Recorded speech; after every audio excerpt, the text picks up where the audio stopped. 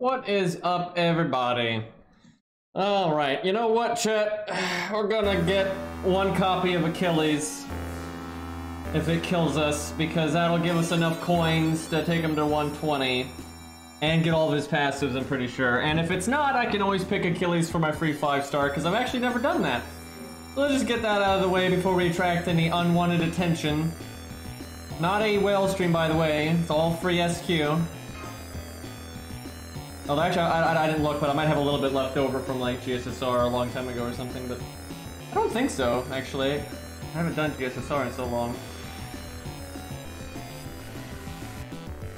Not the one I was looking for.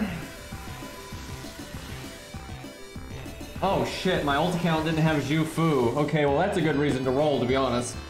So what we want, while we're at this, I guess, is Proto-Coup coins and 100 face. I want those, and I guess Zhu Fu.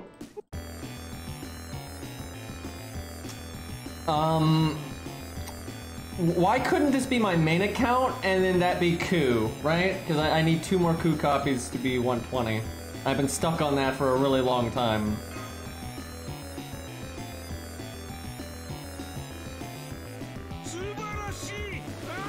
Yeah, now they nerfed Tristan a lot in Lost Belt 6 to like, justify him losing. It's kind of dumb. And Cobb, thank you for the 15 months, man. I appreciate it. Double Lu-Bu, okay. Where are the Proto-Coups and the 100 faces? No, this is not an SQ account. This is just my ult account. I just haven't rolled in an ungodly amount of time.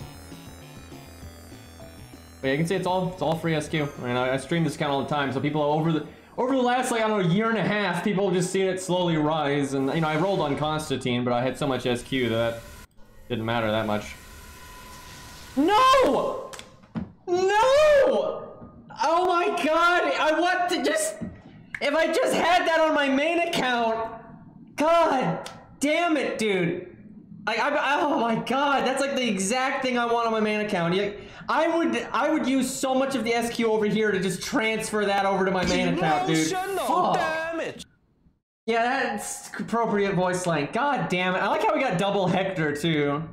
Fuck, man. And you know, if I ever roll my main account again, it's just no coups. There's no fucking coups. God damn it, dude.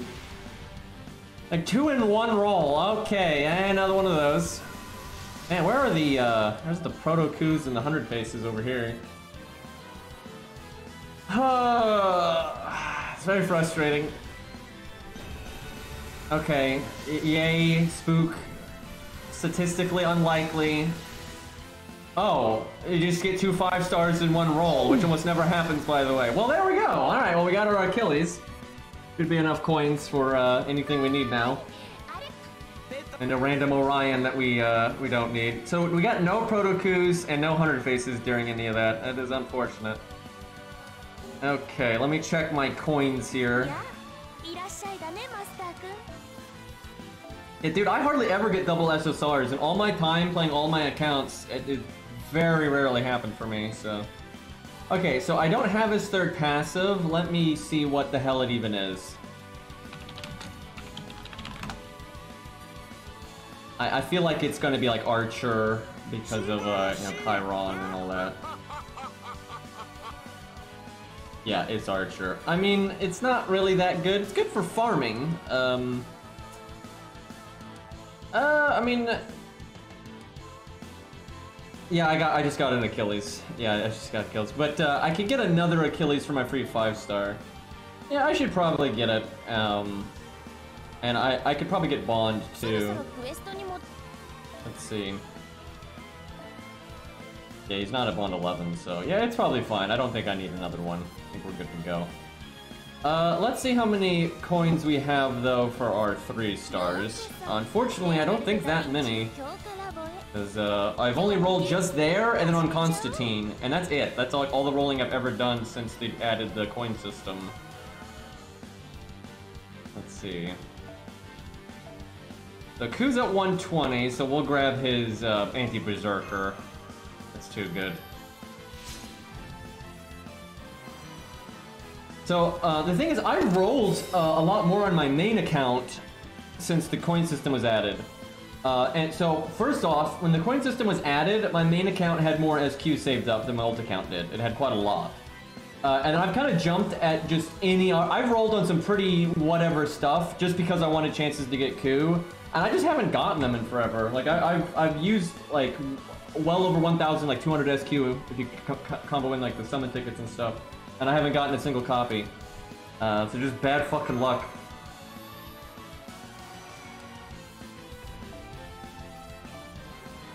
Alright, we should probably finish some of the stuff in the event on this account. I haven't actually done that because this is the old. And then I actually need to play the Steno account because I want to make a video for Fluffy on the Steno account. And then I need to talk to Cairo and we need to get the co-op account going again. I'm actually really looking forward to the co-op account and the harder content.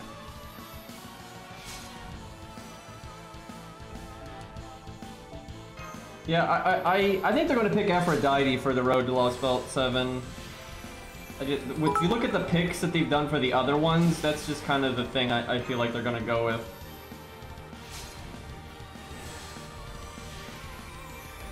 Scam Train, yeah, a little bit. Alright, well we got our anti-berserker, that's nice.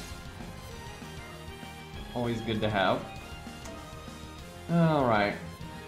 So Spartacus has got some coins. Look at that Constantine though, he's ready to go. What about extra Vlad? 145. So I need 10 coins for Gwaine to get his third passive. Unless I want to go for 120. Gil's only got 340. That's a little scary. Let's see, what about Proto? Who I have a feeling he can't get any. He has 5 coins? Oh, okay, well he already has his second passive, but still. That's pretty shit. Hunterface has got her first one and then 80. It's a tough call for her. Like, these two are both really, really good on her. Yeah, hopefully I can just get the second one, because that is a really tough call. Because she does extra attack a lot, and then this actually gives her more NP gain, which lowers her dependence on needing crits and that kind of stuff. You know what? They probably will do the twins. That is definitely the kind of shit that they would do.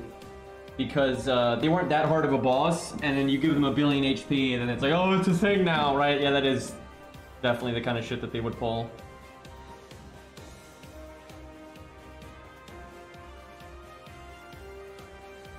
Aphrodite and Demeter showed up in Odysseus' interlude, their servant universe forms. Yeah, I don't know. I really hope that they get added. Like I like how Zeus is my favorite Lost Belt king, and he's the only one that's not playable. And everyone's like, oh, it's because he's a chief god. You know, meanwhile, we have playable Tiamat in Arcade. And fucking Ishtar and Quetz and all this other nonsense. So it's like, it's so meaningless. I mean, Tiamat is a primordial deity, and she's summonable, right? So, like, there's no reason.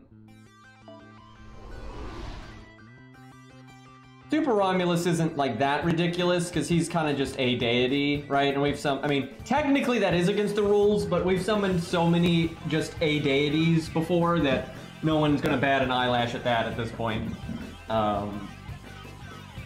Which I guess is kind of silly when you think about it, but okay, so we have that one to do. That's Lee, which we kind of wanted to use Chat's units on, and that's just a free quest, okay. I suspect they're not gonna make Chaos playable ever unless they like really change him, like give him a new design, like or something, because he's just not the kind of design you would expect for that kind of thing. But you never know. Chaos was pretty cool though. I just wish he played a more significant role. I mean, at least he's like, you know, really, really powerful, implied to be anyway for the short period that he's in it. But they didn't have like a lot of build up to it or anything. Alright, chat. Let's, alright, you know what we'll do? God damn it. Fucking FGO UI. It's gonna take 3 years. I have to go through loading screen after loading screen, then I have to back out to do what I want to actually want to do. Then I have to go back into the stage, go through all these loading screens again. Fantastic.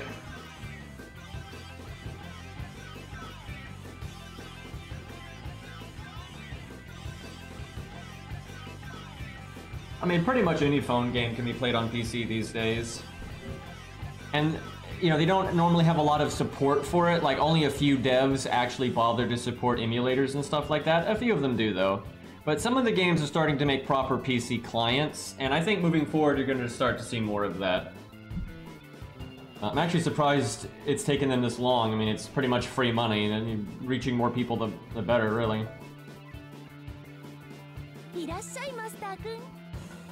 Okay, so chat, if you have a JP account and you want to try out... Now, we only want to use stuff at neutral, so no berserkers, no casters, no alter ego, right? But any neutral stuff we'll try out against Lee here. Let's try to... Okay, I guess I'll just remove everybody that's got an invite in. That way I know any invites are people from the stream. And then put whatever you want in the all slot. That way I know what the hell to use. That's actually very important. Then I'll put my friend code on stream, and then I'm gonna get water. And then I'll use one of my units, and then we'll see what chat has got. Unfortunately, most of my viewers are on an A, so we may not have that many people, but... And if you're already on my friends list, just same thing, just put it in the all slot. Okay, there's my friend code. I'm gonna be right back, get me some water. We'll see what chat's got.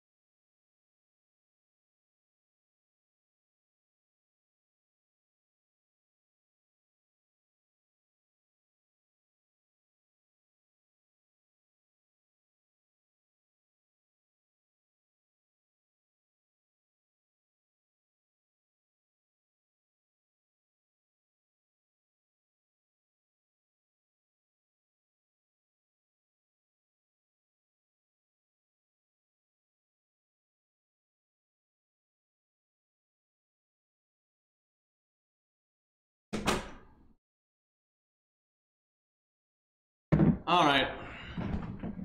Let's see what you got for us, chat. Let me do one attempt on my own, that way it updates the support list. Also, who killed the music?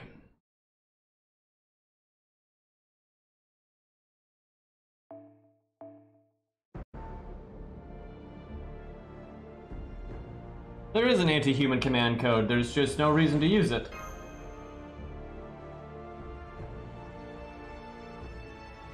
I mean, Masashi might come back someday, but if she does, I don't think she's gonna, like, kill the final boss or anything like that. I think it'd be more likely that at some point maybe they have an event or something where you know, fix the whole erase saint graph thing or some nonsense. But, I wouldn't think they would do it to, like, kill the alien god or whatever. I think even they know that would be too much.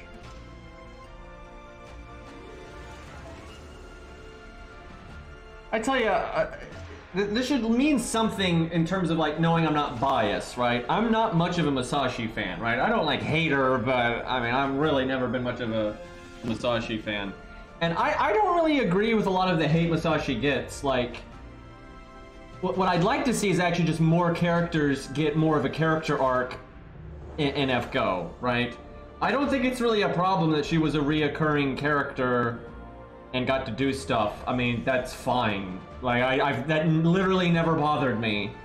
Now, the Chaos thing specifically was a little dumb, but, you know, they would have done that with any character. That wasn't really a Masashi-specific thing. They do stupid shit like that all the time. Like, I don't know, match blocking Guadia. Anyway, yeah, I've never agreed with all the hate that Masashi got over her being, like, this recurring character. Like, that's fine, and if, like I said, if anything, I'd rather they do that with more characters. Now, like, I didn't, like, really care about the character arc and all that much because I'm just not that much of a Masashi fan, but, yeah, it never really bothered me. You know what? Let's try Gawain. We'll give him a gut CE, and I'm gonna have to give him command codes because the way he plays, that's kind of a big deal. Now, I do agree. 5-2 specifically, I wouldn't even say it was like them wanking. It was more like they kind of just rushed it, right? They were kind of like, oh, Masashi, right? And there was a few, like, I like 5-2 a lot, but there definitely are some issues with like the pacing in it. So I think it's more of just the pacing, just not, you know, not having like the proper build up to things and explanation for things, for Masashi especially. But you know, like the chaos bit is really the only bit with Masashi that I've ever thought was kind of dumb. But they were gonna do something dumb like that no matter what, I feel like, with chaos. And so if you just switch out the character, you know, unless it's like one of the already established, you know, crazy OP characters like, you know, Edmund or, I don't know, Gilgamesh or something, right, it'd be pretty hard to buy it. And that doesn't excuse it, you know, it's that was still dumb, but, you know, I don't think it's that bad. Takes so long to find the right UI. Yeah, I guess they could have used Romulus, and I think even though he hadn't been in the story very much, because he was a grand servant, people probably would have bought in that more. I mean, hell, you could have him use his, like, authority as a you know, Roman god to, like, at least close the portal, right? Like, that's about as viable as Masashi doing it, really. So, I mean, that's fair. I mean, that probably would have been better. Like, honestly, that probably would have been better for the story in a lot of ways. Maybe led up to Romulus a bit more. Maybe had him show up a little bit before the Zeus fight. Give him a bit more, you know, character development, explain his powers, and kind of lead into him being able to, you know, Roman trump Greek stuff to an extent, right? To at least block off the pathway to chaos, right? That would have been, I think, a lot more believable, actually. And you could have just had Masashi, you know, have like a double down with another, you know, major, you know, antagonist, you know, maybe before Zeus or something. There are definitely better ways to have handled it, like, for sure. I'm not going to argue that, like, 5-2 is, you know, some masterpiece in writing, but I don't think it's that bad either, so.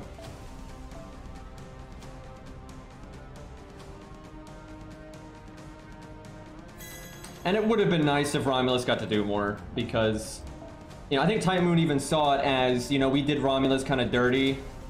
I think that's the whole reason they did that, but they still didn't really let him shine that much. I mean, I will say, you know, him versus Zeus was one of the coolest moments in the story, in my opinion. Like, that was awesome. Like, Zeus was really awesome. Like, I wish Zeus had gotten a little bit more screen time, but, you know, his presence is so strong, he didn't even need it, really. But, like, the big fight with Zeus was good, right? You had, you know, Mars turning on Daddy and Romulus. I just sent my spoon across the table. Let me just put that off to the side now. Okay, I cannot be trusted with silverware, apparently. But yeah, anyway, all the stuff against Zeus, I think, was pretty good. All right, what am I gonna go with here?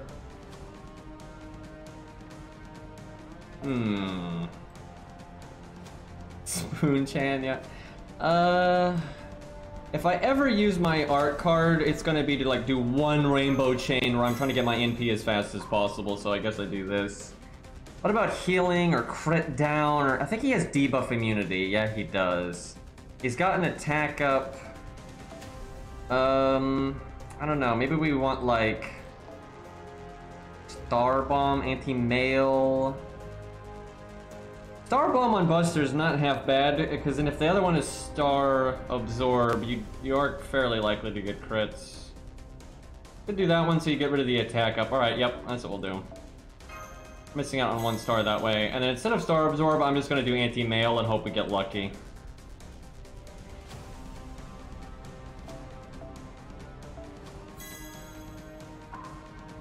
I will say this, I really like Lost Belt 5. Like, the theme of it, you know, I like Greek mythology a lot. You know, that's very mainstream, but it is what it is. Greek mythology is awesome. But I think anyone would agree, like Lost Belt 5 or hate it, that they could have done a lot more with the concept, right? Like, there's so many Greek characters already in the game that they didn't even use, like Medusa, right? And seeing them, you know, seeing Greek characters in an actual Greek setting with the Greek gods being there, they could have done a lot more with it, right? I want like fucking Hercules, and have Hercules versus Zeus for fuck's sakes. Like, imagine if Hercules is in Lost Belt 5-1, and he's the only servant that survives from 5-1 to 5-2, and then he fucking helps you fight Zeus. That would be just so fucking epic, right? And then you can have Poseidon not be a zombie, and you could do stuff with like Medusa, and you know, and then you got Canis there anyway, and like there's so much stuff you can do with that. And you got all the Greek heroes. Asterios, you could do a lot more with Asterios. They never really flushed that out, right? There's a lot more I think they could have done with the Greek setting, especially because it was a 2-part story. Because unlike Lost Belt 6, which although was like a 5-part story, it wasn't. The amount of actual gameplay and content there is not any longer than really any other story. They just time-gated it because fuck you.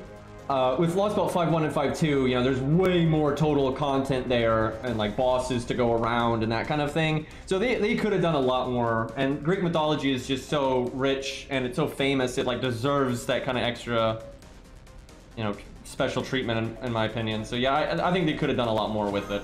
And yeah, Tesla, god, what a waste. But I still really like Lost Belt 5, like I still enjoy it a lot. But it could have been just like super amazing.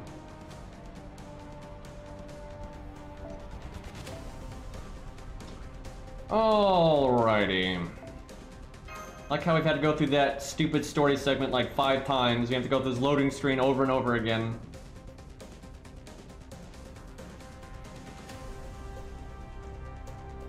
I'm not really sure that's actually why they time-gated it. Like, creators say shit like that all the time and they're just lying. I'm sorry, it's just a fact. I mean, it's like, anyone that follows corporate shit and that kind of stuff, it's like, corporations lie more than they tell the truth. It is so hard to get corporations to actually be honest about like why something is delayed or why something is rushed or why something is priced what it is. It's so much, they just so much PR talk from companies.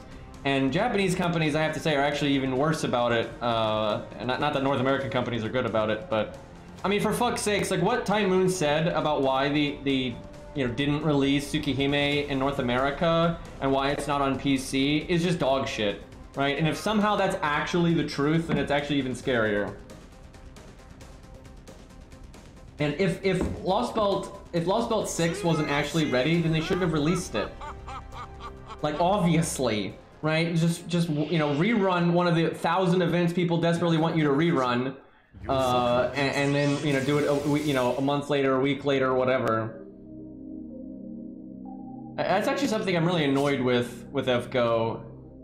They'll rerun a bunch of boring shit no one wants, but then you'll have events like, oh, I don't know, the Rider Kentucky event, that they're not gonna rerun again, right? And it's like, if you would cherry pick the stuff that people actually want to come back, then people won't be mad about reruns, right? But they always do it in such a, I don't know, uniform kind of way. Makes it rather boring. Alrighty, I guess we'll make stars. Oh, and thank you for the 8 months, dude. I'm sorry, I don't know why I didn't notice that. What is wrong with me? Yeah, thank you for the 8 months. How you say this? Young Moth? Yeah, I think it's Young Moth. I remember this name now. Yeah, thank you. I appreciate it. I think I've struggled with your name every time you've subbed, but I think everyone's used to that at this point. Okay, I really wish I could make stars on this one. I guess I'll put the art card last and see if that's enough to get my NP. You didn't notice my resub also? Wait a minute. Oh, fuck, you're right. That was 20 minutes ago. 13 months, so over a year. I don't know what the hell. Was I wait a minute. Was I getting water when you did that? Wait a minute. I don't know if I trust you guys sometimes. Oh, I can't see, indeed. Okay, well, I could NP, but it's not a good time to do my thirds. I think I should have brought Anniversary Blonde, but we'll see. Alright, time to see red press red. I would like a crit here, 20-40-40. There we go. Right, he's got a 50% defense buff. Yeah, I could have got like armor ignore on a command code or something. That'd be a much bigger damage boost than any of the other stuff. What the fuck? Okay, game. Like, odds are I would have at least survived that one, right? And then I could have gutsed this in. That's so dumb. Alright, just don't insta-death me. At least give me that game. If you're gonna be that full of shit. Give me this one favor, game. Let's see if we can break right here. Okay. I think the extra would have broke even if I didn't crit.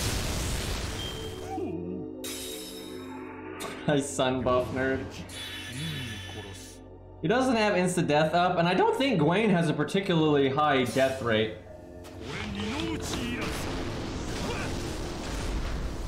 Okay. Actually, let me look. What is Gwen's death rate?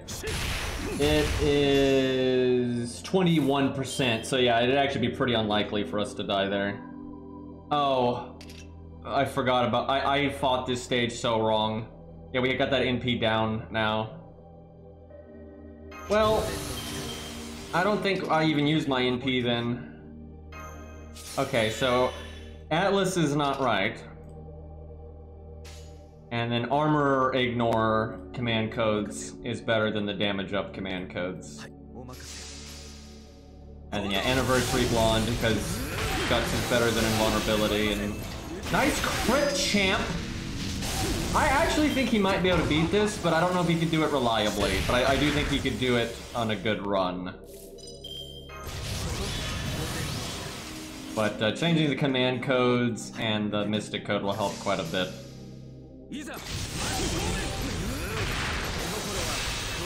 Oh, that was unlucky. Yeah, I think he can do this, actually. Yeah, we're not that far off. Yeah, I think he can do it. Also, having him not one-shot my entire health bar on turn 1, that would definitely help. I'll try some chat units out, though, before we go back to Gwen. I'd actually love to try Tristan here. I don't know if he's got the survivability for it.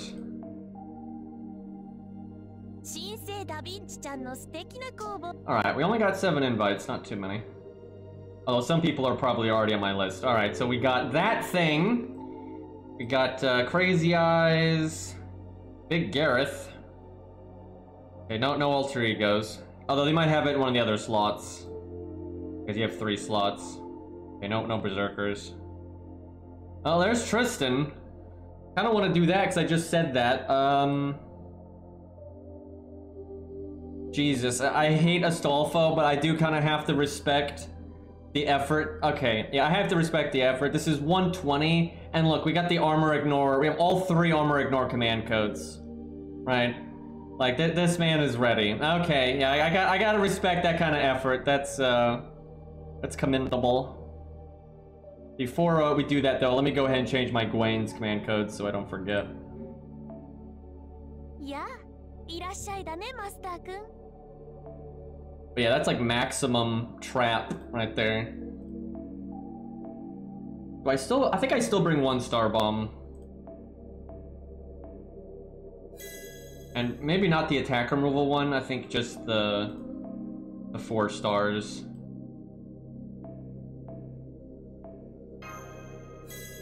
Which ones are armor ignore? It's this one right here. Then there's like this pink one, and then there's the Ox. What is his name from the Paul Bunyan's legend?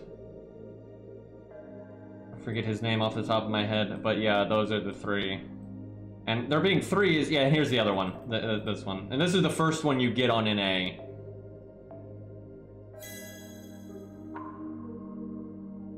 I'm trying to think,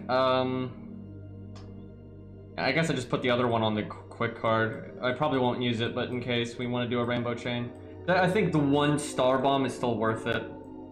That 1 card is essentially going to do 50% less damage, though. But if it enables a few crits, I think that's better. I think he's a low star one. Am I crazy? Maybe he's a 4 star? Surely he's not a 5 star. What? He might be equipped to someone that makes it harder to notice. Yeah, whenever a command code is equipped to somebody, I find it very difficult to like pick out the art. I know I have him. Oh my god, where the hell is he? I'm feeling pretty confident that he's equipped to somebody, and that's why I'm struggling to see it. Either that or I really am just that blind. Doesn't help that I don't know what rarity he is. Okay, what? Do I not have him? I swear I do. Is this like the one command code I missed? Oh, this is my ult account. Oh, right. No, I probably don't have it then. Yeah, like, I know I have it on my main, but yeah, I miss command codes on my ult account all of the time. Because I skip events on this account a lot. I had the wrong command code on anyway. I had the heal instead of the attack removal. Alright. I think I just saw it. Okay, hold on. Why is FGO, like, why does it have to connect to the server for fucking everything? Like, it's ridiculous.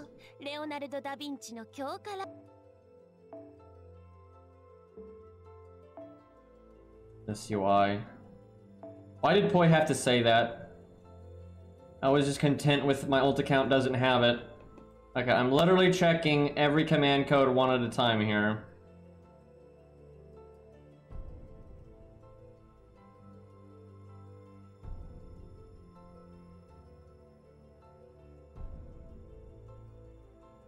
I don't see it. Got that T Nobu though. Or Nabu, or everyone, Nabu, or however the fuck you say it.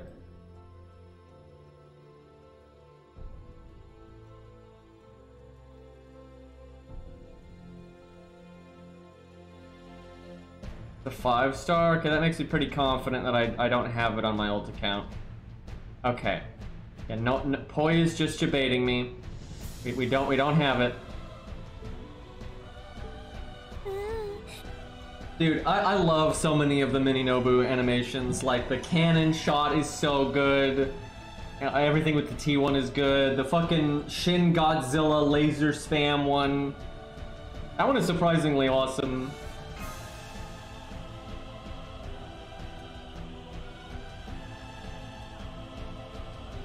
And then you just have the voice acting on Tank Nobu and UFO Nobu.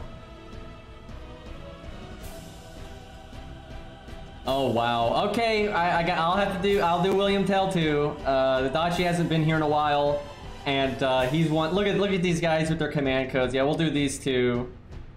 No Tell buff. That's exactly what I said. Yeah, I don't think you were around. God, I was so annoyed that they didn't buff like anyone that really needed it. I swear. I mean, they buffed a couple of people that needed it, but and then they buffed Jekyll and Hyde, but it was like the worst buff ever, and just so much was not right there. Alright, what do we give? What do we give him? I tell you, units that are good with Anniversary Blonde, like Buster units, are definitely happy here because Guts is really, really rewarded. What are his... I haven't used him in a while. I gotta look up his skill cooldowns. Because if they're abnormally short, then Anniversary Blonde... No. Atlas, excuse me. Atlas would be really good. But they have to be pretty damn short, because you die really quick here. Okay, Stolfo, he is 5. That's a good start. 6, 5. Well, that's tempting. We got stun as well.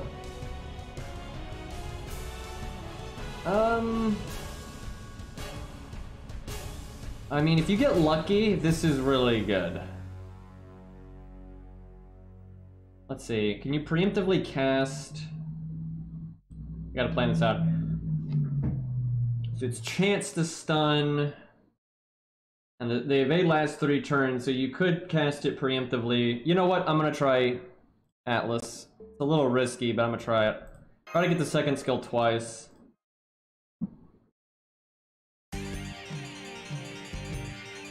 Wait, you're right, Lee has debuff immunity. We've been over this. Whoops. Great, now we have to go through like 30 loading screens again. Well, I might as well try it while we're here, because I mean the other skills are still nice if we do happen to... We have to like get them back and then keep the duration of them for it to actually be worth it. I guess we'll still cast this preemptively because of the evade. Do I just cast it right now? I think I'll cast it on turn 2 because he might cast a lot of buffs and stuff.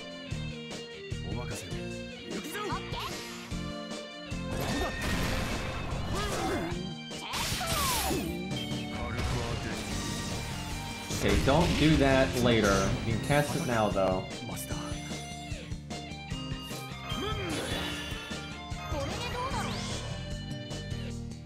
Okay, hold on. Let me think about this. Alright, we get Buster Star Absorption. No need for that. Put the quick card last.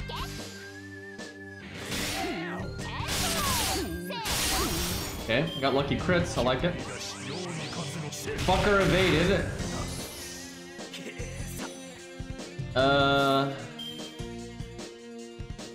I think he's got NP seal, not McPherson vulnerability, right?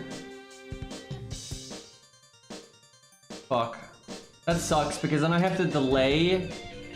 Yeah, it's over because now I have to delay casting my skills, which means Atlas can't hit them. So yeah, definitely no Atlas. This song is actually insanely old. It actually might be older than some of the people in chat, for God's sakes. But it was used in the anime for Gundam 0083.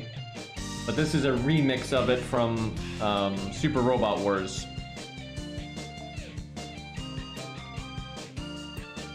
They were kind of going for like a Top Gun vibe, I'm pretty sure, with this. Especially because of like the scene that it plays in is pretty Top Gun style.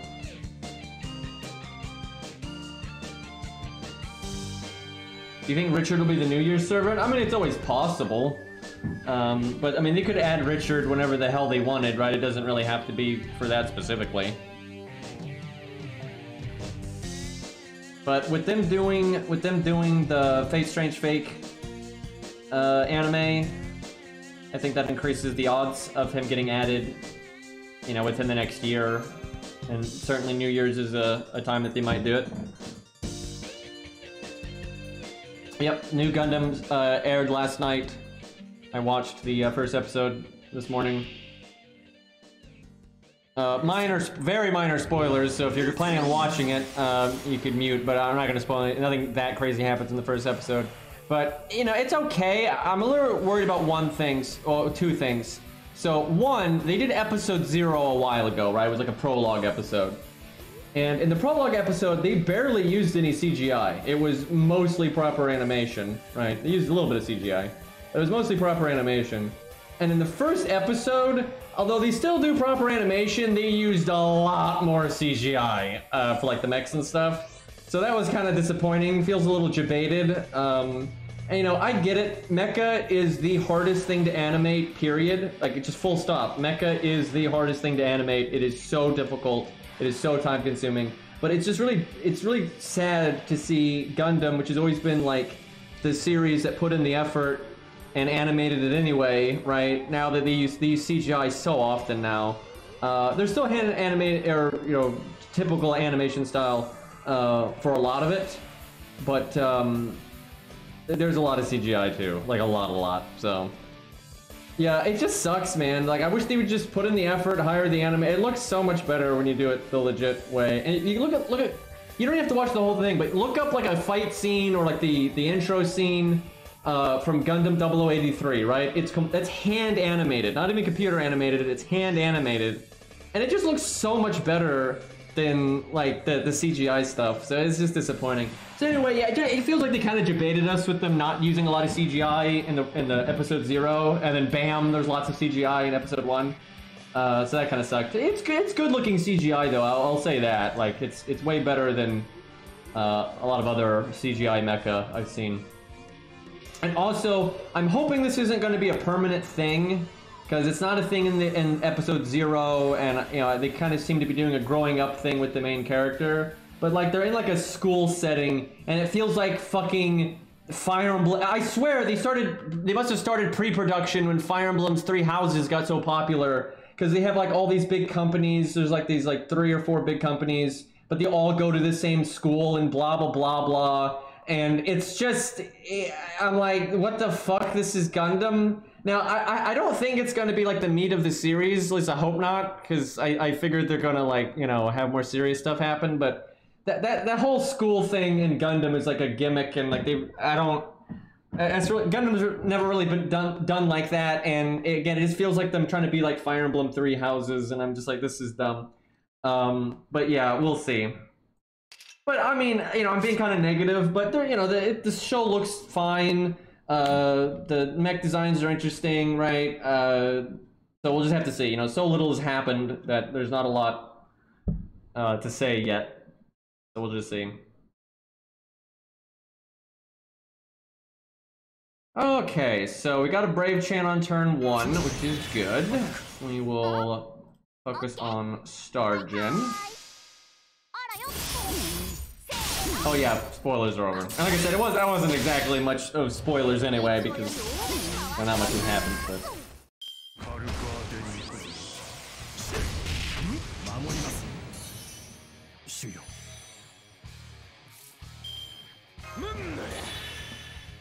Oh, right. We're getting very lucky right now. Actually, I almost want to cast this skill. Yep, you know what? I'm going to do it. Because then we get the Star Absorb. And then maybe I get to cast it again later. Very lucky opening here. The only way this could have been better is if that was a Rainbow Chain. Yeah, wow, we've almost broken the first health bar and our taunts aren't dead. He's so lucky. Okay, well that's unlucky, but we kind of deserve it considering the damage we did.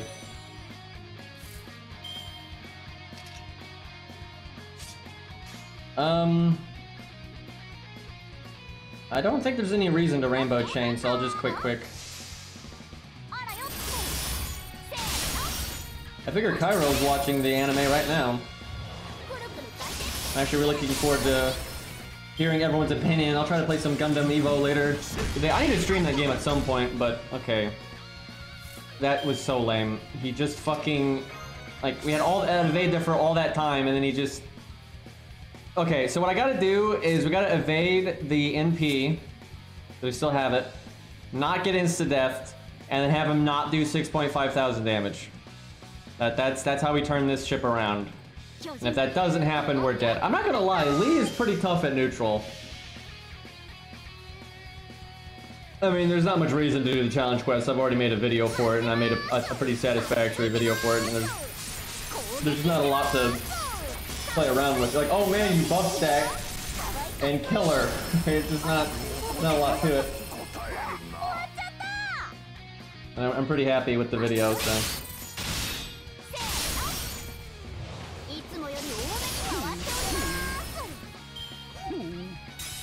You can play the Gundam game. It's not really region locked. Like, it's just, you don't see it on the store page in a different region, but if you do download it, you can play it in any region. Like, they don't IP block you or anything. What you have to do is, the easiest way to do it, there's more than one way to do it, but the easiest way to do it is just use a VPN and then go to the PC client for the Steam store page, not like the launcher program, and then you just download it there, and then it'll automatically add it to your Steam, and then you don't have to use the VPN ever again. Right, you literally just need the VPN when you go to the store page, and then after that you never need it, and then you can just play it anytime, anywhere. So it's not that hard to do. It sucks that you have to do that because it's like you shouldn't have to, but yeah. Well, unfortunately he just wrecked us, so we have like no survivability left. Son of a bitch. We can do a full armor ignore combo here, though.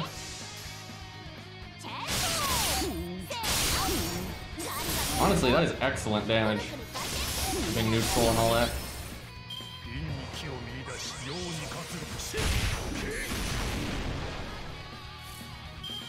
Guess he didn't, Damn it, I probably should have used that attack up on the previous turn, now that I think about it. Yeah, the NP is not even worth using here, so... We'll do the armor ignore again and just hope we get a lucky crit. I think he can win. I don't think it's going to be super reliable, but I think it's really hard for anyone to do this super reliably. Like, even Ku took some effort, I remember. And it's just because that he can evade, he can pierce invulnerability, he can buster crit. There's so... Lee here is way more RNG than most bosses. There's just so many random things he can coincidentally do at bad times that will have a massive impact on like how quickly he kills you. One of the only ways you're going to beat him that's not going to be really RNG is if your unit has pierce invulnerability, so you don't care about the evade, and then you're a very guts-based unit. Then you remove most of the RNG from the fight that way. Now, you can obviously use like a pierce invulnerability CE or whatever, but... Okay, so unlike everyone else, we now want the boss to evade. However, only if we have our NP. If we don't have our NP, then we don't want it at all. Yeah, we actually beat this with Hercules rather easily, but he is a berserker, so that makes it a lot easier anyway. Like hell, Darius might be able to beat this if you get lucky. Because he has guts and there's not that much health for a berserker here. Alright, well I'll take a rainbow chain. I don't mind that.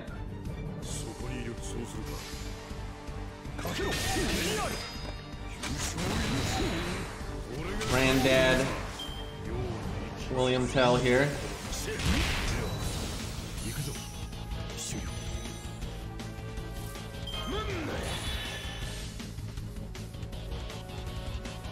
Let's see. He's actually probably more known though by like, you know, Wilhelm Tell, but like that's what I was talking about the other day. That's why I don't really care so much about, like in some areas he's known as William, some areas he's known as Wilhelm, right? It's like pronunciation shit. It just doesn't really matter that much.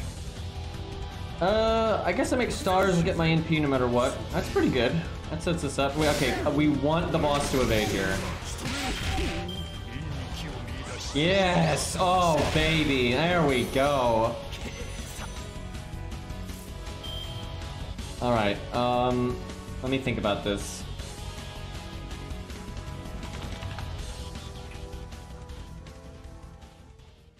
So, Star Bomb... Not actually too bad if I want to like just blow up this. I wonder if I could blow up this health bar though and save. Okay, I know I'm doing the art up. No question on that. That's definitely doing that. How? Okay, we need to do 146 at neutral. I want to break this turn, but I want to have as much value left over for the next health bar as I can. I think I first skill, and I don't attack up. 70, 90.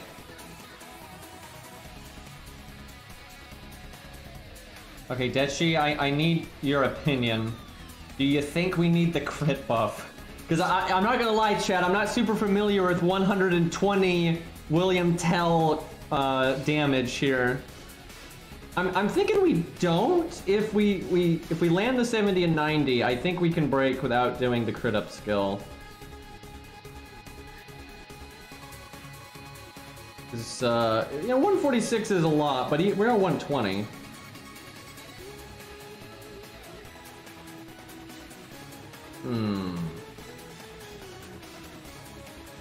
The thing is, if we fail to break this health bar, it's like, there was no reason to then have cast the first skill, etc, etc.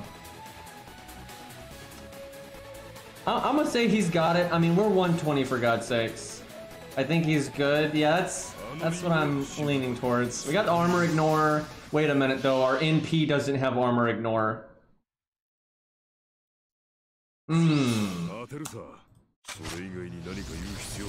That's not great.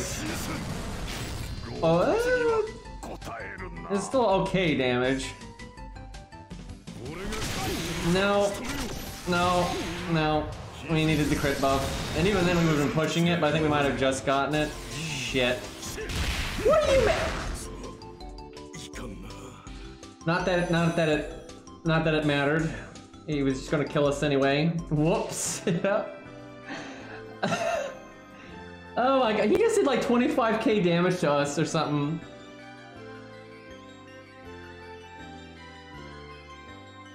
Oh my god. Alright. Might give him another try in a minute. His lack of survivability, though, is going to be a big problem there. Alright, Gareth's a pretty fascinating one. Alright, we'll give Gareth a go here. She's got guts.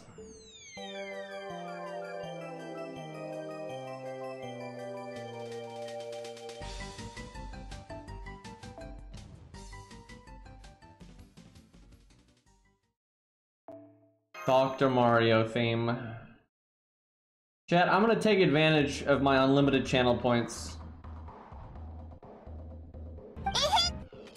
These voice clips are actually for me, apparently.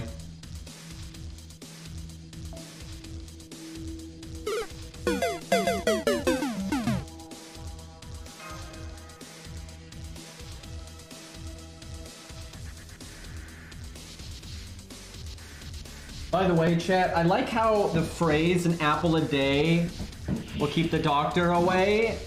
That phrase was created by an Apple company.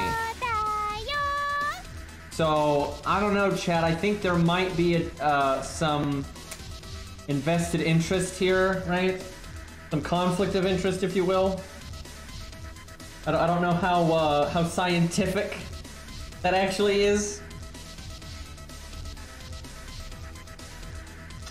Alright, well, unlike our previous attempts, this is an absolutely dog shit opening hand.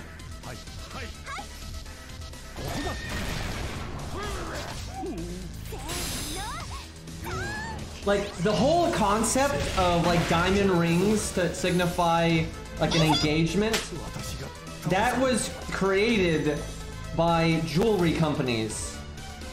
And they put an insane amount of money into marketing, and what they like, I think they like not only like put up billboards and commercials and shit, they started like paying movie companies that have like movie stars when they would get engaged in movies to give like a diamond ring and stuff to like forcibly make it feel like a cultural thing. So just to make everyone spend all this fucking money, right?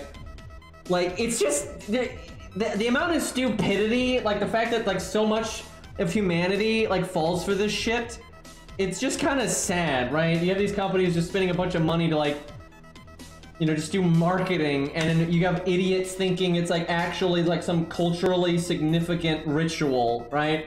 It's like, how fucking stupid are you, right? Like, it's crazy.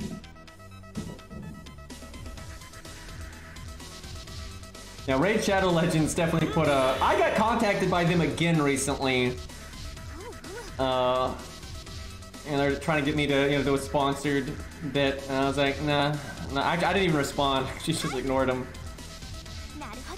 I don't know, maybe someday I'll do a sponsored stream. I feel like I'd have to actually be interested in the thing, right? I'd only want to do it if it was like, hey, this actually looks kind of cool, right? And I want to try it anyway, right? That's like the only way I would do it. But I don't really have any plans on doing it anytime soon, so. I don't blame anyone for doing sponsored streams, though. I've actually watched some sponsored streams that were kind of interesting, and actually I've seen some streamers like play games they wouldn't have played otherwise, and you know, you can see a product you might be interested in or not. You might be like, okay, wow, this is so not for me. And if the streamer, you know, helps them pay their bills, you know, good for them, so. But yeah, if I was going to stream Raid, which I actually did a long time ago, like once or twice, but I wouldn't take a sponsorship because I think it'd be so likely that I'd want to shit on the game.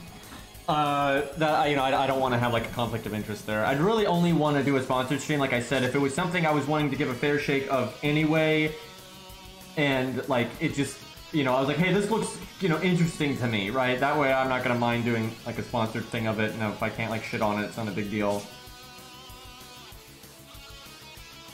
You know, honestly, when I remember of Raid, I didn't hate everything about it. I really didn't. Now, there were problems with it, and their marketing was really bad because they make it look like an RPG, and it's not.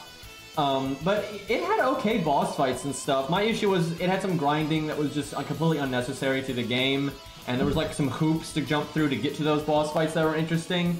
But I honestly, some of the boss design was alright, and the characters looked cool, right? They had a lot of like fantasy stuff, but then also like down-to-earth medieval stuff, and I actually liked that mix a lot. I actually thought that was really nice. but their skill animations were pretty boring.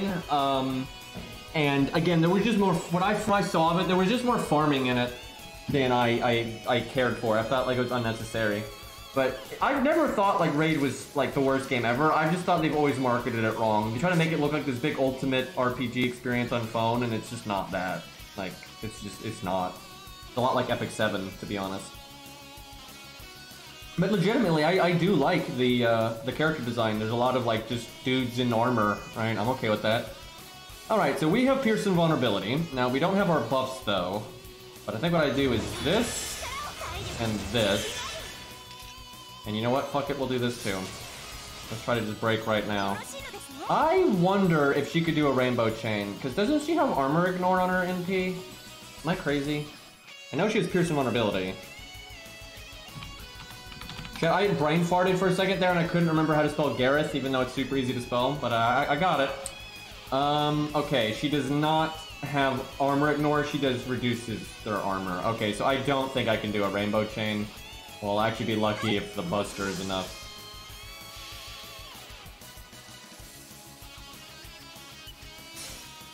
I mean, Raid has made a lot of money, and hell, I really should give them a fair shake at some point, because it's been so long since I played it, and maybe they have made the game way better, I don't know. You know what, fuck it, chat, we should do that soon. We should, when FGO's doing nothing, so, you know, 90% of the time, we should just do like a one-off stream and play some Raid Shadow Legends, go into it blind, and just, you know, see what's up. Okay, at least he didn't kill us. I'm just gonna let him NP me right now. Do I even bother to NP? Because we got double NP down. I don't think so. We can't even do the defense down from it, so I think it's rainbow chain time. Well, we could do... like, the armor ignores on the Buster. We could do a Buster chain. It's just, the Buster chain doesn't have crit chance, that's the thing.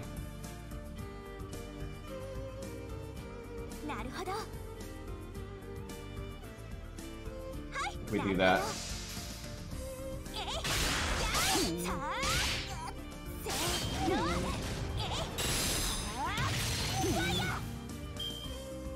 Honestly, chat, I suspect Raid has better replayable content than FGO does. That hurts my soul to say that. But I honestly suspect that Raid Shadow Legends has better replay value with, like, just messing around, fighting bosses and whatnot. It's probably better than FGO, because FGO basically has none. Like, the only way to have replay value in FGO is by having ult accounts and, like, saving boss fights and, you know, not completing the stages and stuff. Right? It's like, the Banana Oni and Kama are the only replayable content in FGO right now that are worth a damn. Like, Kama from the main interlude is legitimately a good replayable boss. Like, it is, through and through. And then I'd say so is Banana Oni from the Advanced Quest. And maybe Darius. Maybe Darius is Advanced Quest. And maybe Hector, that's pushing it. But yeah, that's not a lot. Like, that really is not a lot. They need to fix that, man. They really need to fix that. Okay, well, I guess we'll evade and just hope he doesn't murder us. Definitely gonna rainbow chain on this one. Give me those crits.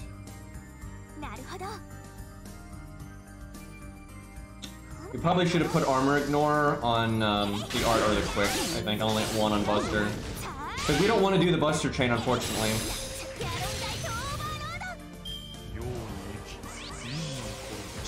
Yeah, and here's the thing. You can use Hector to test something. You know, you might have an in-game account that's really strong, but you don't have to use all that OP stuff. You can, like, use Hector as just a benchmark to, like, solo with something or whatever, right? So, I mean, he's a useful thing to mess around with for sure. Alright, I guess we'll do the MP Buster chain here, just because these already have crit chance, and this is about the end of the line for us. So I think the Buster chain, and just hope with the double armor ignore and hope we crit. Actually, she did pretty good. I mean, like, she's actually showing up the other units we use, and because of the way her toolkit is, with her having the defense up and the guts, she's more likely to live the amount of turns that she's lived than those other units were. So, not bad. Not bad. Too bad we didn't really crit there, but,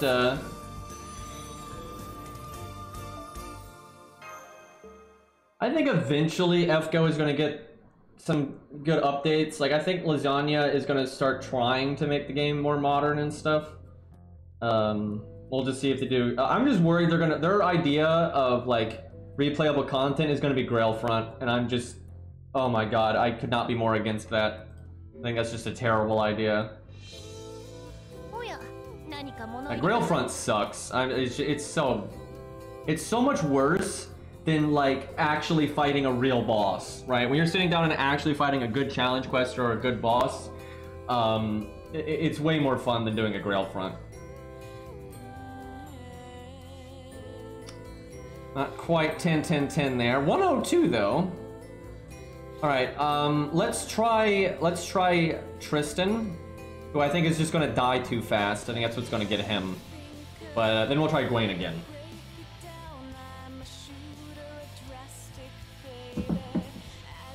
This is my ult account, like with Gilgamesh and Achilles.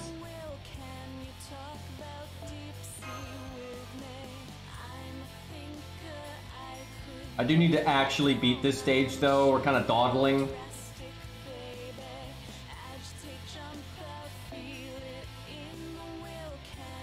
I guess default's fine. It's just really inconsistent if the evade works or not. That's why Guts units are really happy here. And there goes the game.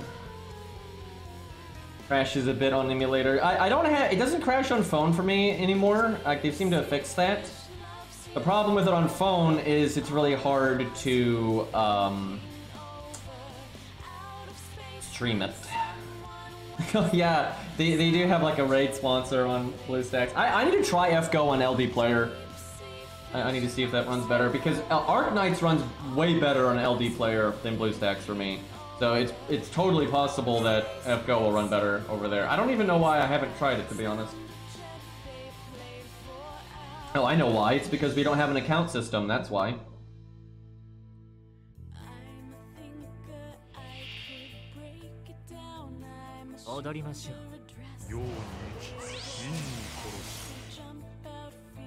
Okay, well, I almost want to do my second. Yeah, you know what? We're just gonna use that now. Especially because the opening hand is so yikes. I don't know what you mean by lore behind a song. That doesn't make any sense. Yeah, I think a lot of people felt the wrath of no account system recently. A lot of people had to uninstall the game.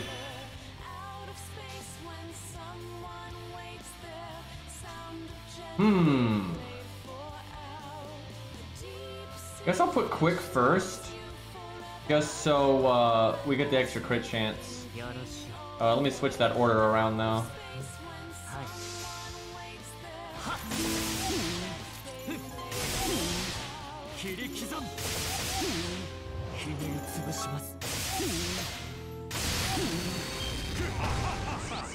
Yeah, if someone wants to know why the lyrics are very bizarre in this song, that's because this is a remix that allows you to actually hear the lyrics, where in the original song you cannot hear them, and they're meant to just be like vague background sound.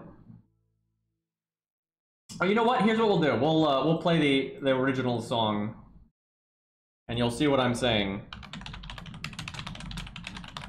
And that song has a lot of remixes though, because it's probably the most famous Armored Core song. Although I don't know, it's a tough call. Like there's a few pretty popular Armored Core songs, but Thinker is definitely one of the more popular ones. It's like Thinker, Nine Balls theme, maybe Panther, a few other ones. Yeah, this is the original song right here. Alright, gonna use this bad boy. Maybe I should have cast that earlier just for the cooldown. I didn't really think of that. We get sure hit, so no need to do our third skill, although the crit down would be kind of nice, to be honest.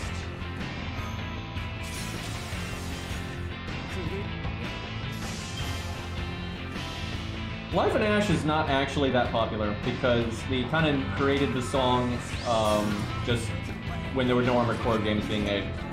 So although, you know, I think people that have heard it like it, it's just, it hasn't gotten the exposure that a lot of the other Armored Core songs have. And Cosmos, Day After Day, those are pretty popular.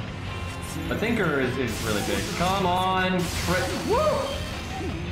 If we didn't break there, that'd have been really bad, because I did quick up, attack up, would have kind of wasted it there.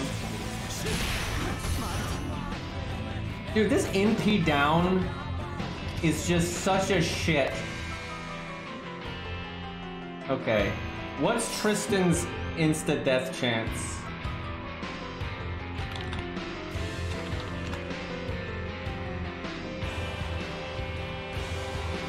30%.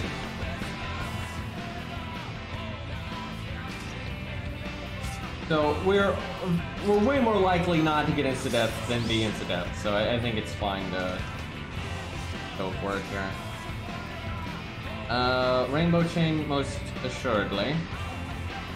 MP gain is the least important. These have armor, ignore, so the most important. We'll make stars, so I'll put that last. We got quick up.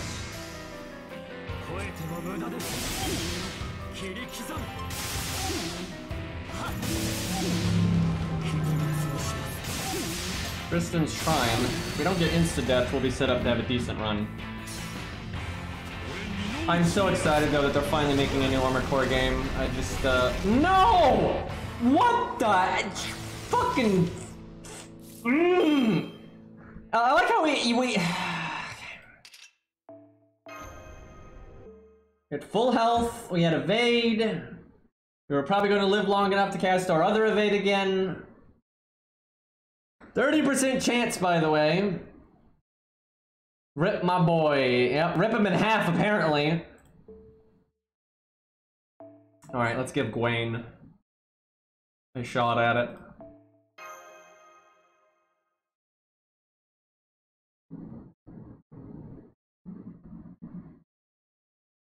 So what it is, most bosses are not, they don't have a 100% chance to attempt insta-death in the first place, right? They're like 50 or 60, right? And then even if they happen to get their proc, then they have to go through the unit's death resistance. But Lee has a 100% chance to proc insta-death, so then it's just your death resistance. So whatever unit's death chance is, that's the odds of it happening. So for Tristan, it's a 30% chance. Where if it was like Lobo, it'd actually be way lower than that, because it'd be unlikely, you know, kind of iffy if he was going to proc insta-death in the first place, let alone get through your resistance. All right, we need a taunt. And hey, Faust.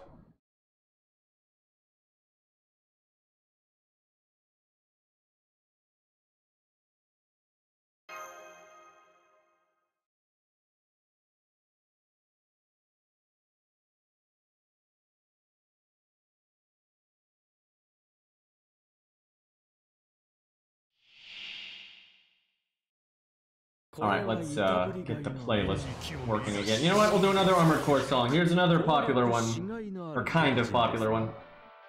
Actually, Jesus Christ, just going by YouTube, this fucking song has a fuckload of views for an Armored Core song, actually. It's got like almost 400,000. And there's normally multiple versions of the song posted, so... I remember though, for the Armored Core anniversary, they did a poll for like the most... popular songs, like what the people liked the most, and you could actually do it in the audience or like online, and you had quite a while to do it. Like I voted, a lot of people voted. I kind of forget, I think Thinker won. Toy, do you remember? I know Thinker was in the top 5, 1,000,000%, but I'm not 100% sure if it won or not. But I know it was on there. I know Remember was on there. Thinker won, yeah, that's what I thought, because it is generally thought to be the most popular, and I think I voted for Rain. Actually, I'm a big fan of Rain, but I think Rain might have been in the top 10. I don't remember. I know it either wasn't in the top 10 at all or it was really low. But yeah, for like Armored Core specifically, not just frequency, I like Rain, Fall, you know, Panther, Those are, I mean, there's so many, but those three are probably my top picks. Because Life in Ash is technically not an Armored Core song, even though it kind of is. Right? It's made by the people that made Armored Core stuff, and they basically made an album that was just Armored Core music when there was no Armored Core game. So it essentially is, but it wasn't technically in an Armored Core game. But yeah, the music is done by Frequency, which is like an in-house music group from Software. So.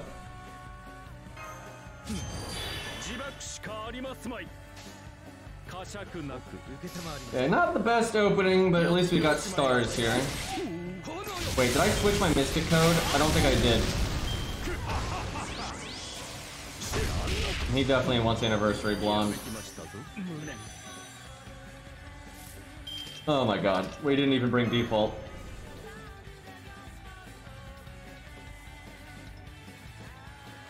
Yeah, it's kind of strange though, because Armored Core is pretty damn niche. You know, the music has never really gotten mainstream exposure, but anytime I find people hear it, like if I, you know, played it on stream or use it in my videos or see someone else use it in a video or whatever, and a lot of people that have never heard it before get exposed to it, I'd say generally the majority of the audience is like, wow, this is like, you know, really unique and I really like it. But yeah, it's just never gotten mainstream exposure. I tell you, if Armored Core ever does get mainstream exposure, it's going to be Armored Core 6. Because of Elden Ring and Dark Souls 3 and all that getting so big. Like it putting so many people just have their eye on the company of From Software now that anything they make is going to get attention. So although I think Armored Core 6 won't even get half the attention that Elden Ring did, probably not even a fourth, it will get way more exposure and way more eyes on it than they ever have. So I'll be incredibly mad at From Software if they decide to not use Frequency to do the soundtrack. Like for the first time, they try to do like a way more mainstream soundtrack or something, like more from like Dark Soulsy sounding soundtrack. That would disappoint the hell out of me. I think that'd be a massive mistake too. Okay, good opening hand. I like it.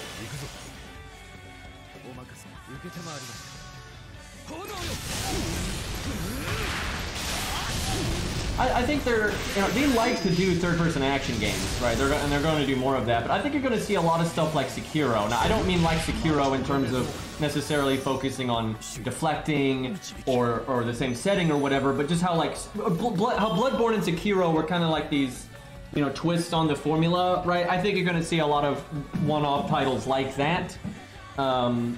And I guess they've said multiple times in interviews, though, that like their heart is with Mecha, and which, I mean, big surprise, they're a Japanese company and everything. And, you know, they've been looking to make Armored Core again for a long time. It's just, I think, they're not going to say this, but I think the reason they haven't been making more Mecha games is just because the company's bigger now, they have to make more money to sustain themselves, and Mecha games are a lot more niche in the West. They're not really niche in the East, but most of their sales come from the West, right? Even though they are an Eastern company. So I think they find it difficult to make, you know, and justify a big budget for a mecha game. So I suspect, and the only way I would see them actually making a lot of mecha games again is if Armored Core 6 does surprisingly well, which I don't think it will. I think it will do better than the previous Armored Core games, but I don't think it's gonna like be anything crazy, right? I suspect they've given it a fairly small budget, and I suspect it's, you know, it's gonna sell okay, but it won't rock the boat in any way. And they'll probably just make Armored Core games on the side, like for passion from time to time, but I don't think they're gonna like, because they used to make a lot of mecha games, not just Armored Core. They used to do a lot of mecha stuff, and yeah, I just don't see them returning to that, because I don't think they can financially justify it with the company size that they have. Yeah, I did recently watch the Cyberpunk anime, and I thought it was really good. Really, my only complaint for it, like, oh, and I don't want this complaint to sound like I hate the anime, because it might sound that way if I word it wrong. But I like the anime, right? I really do. But so it's 10 episodes. I think it should have been 12. How do I explain this? There's just a lot of stuff that happens in the anime that I think needed to be a little bit more flushed out, right? It needed to be. It's not. I don't want to. This sounds so much. The way I'm trying to avoid my criticism here because this sounds so negative, but it's not that negative. Certain points felt really rushed, where they didn't need to be. Now, even with that, it was still great, right? It was still, you know, they did a great job with the atmosphere. I actually think they sell the atmosphere of the cyberpunk world better than the game does. Like, by a lot, actually. So music was great, sound effects were great, art style was really great, voice acting was great, all that, you know, lots of good, right? But there were just times where it needed to breathe a little bit, and they kind of just kept the pace going. And you know, that's not necessarily like horrible, but I think because the universe was really good. I think everyone wanted it to breathe a little bit, right? Because they had such a good setting and a good cast and all this stuff. I think it's not like an action flick, right? And a lot of times an action flick, you need it to be brief, right? You need it to just get to the point, you know, boom, boom, boom, be a good roller coaster ride, right? I don't think you don't need that for Cyberpunk, right? It was the way it was. It didn't need to be like that, and I wouldn't say it felt that way, but it was like kind of in between being a series and being kind of a movie, right? And like, for example, yeah, if you don't want spoilers, by the way, mute. But like, this is a pretty small example. I don't think this was actually a very egregious offense, but it's an example of what I'm talking about. I swear to God, I'm going to forget characters' names. Lucy, right? Lucy's the main female lead, right? So like halfway through the series, she's talking to the main character and says something like, she couldn't talk to him because he was mad at her. But I don't know, watching that, I'm like, what? Because he was mad at her for literally one scene, like in the second episode, and then they kind of just rushed through everything so fast. There was literally never another scene where it seemed like he was mad at her, right? So then I'm like, what the fuck, right? It's like, and there was just a lot of stuff like that where it's like they needed to have more scenes to pad things out to establish some of the shit that's supposed to be happening, right? And again, that sounds super negative, but it's not that bad, and I thought it was a good anime, and seriously, the animation was great. They did such a good job with like the art style and like the atmosphere setting, and Adam Smasher, by the way, is the best character in the anime. I'm not memeing. I've never even played the games. I only knew after the fact that he was in the games. Like, seriously, knew nothing about the games. So I had no idea that was a character from the games. But, you know, they just kind of set him up as this big bad guy, and he's like the foil to the main character, where he's, you know, also really cybered out, right? He's like super mechanized, and he's got like a really good tolerance for it, but he's actually got even more tolerance for it, and he's like even more focused on the tech and that kind of stuff. So he just made such a good antagonist to the main character, and they established that so quickly. They sold him as being competent and threatening really quickly without it feeling cheap. They didn't pull any Dragon Ball Z bullshit where like the new bad guy one-shots the old bad guy to establish him being OP. They didn't do anything like that, right? So in a short amount of time, they established him as being like really awesome and you know, a good like mirror to the main character or a foil to the main character, and then he won, right? So I was like, fuck yeah, because I was expecting him to like double down. I was expecting him to double down with the main character, but no, he just lives. Bad guy gets to win. Bad guy gets a W. So I was like, fuck yes, and it fit the show thematically to have him win and everything, right? They kind of had a whole I don't know, flying too close to the sun kind of thing, and not them necessarily doing the best things they could for the circumstances they were in.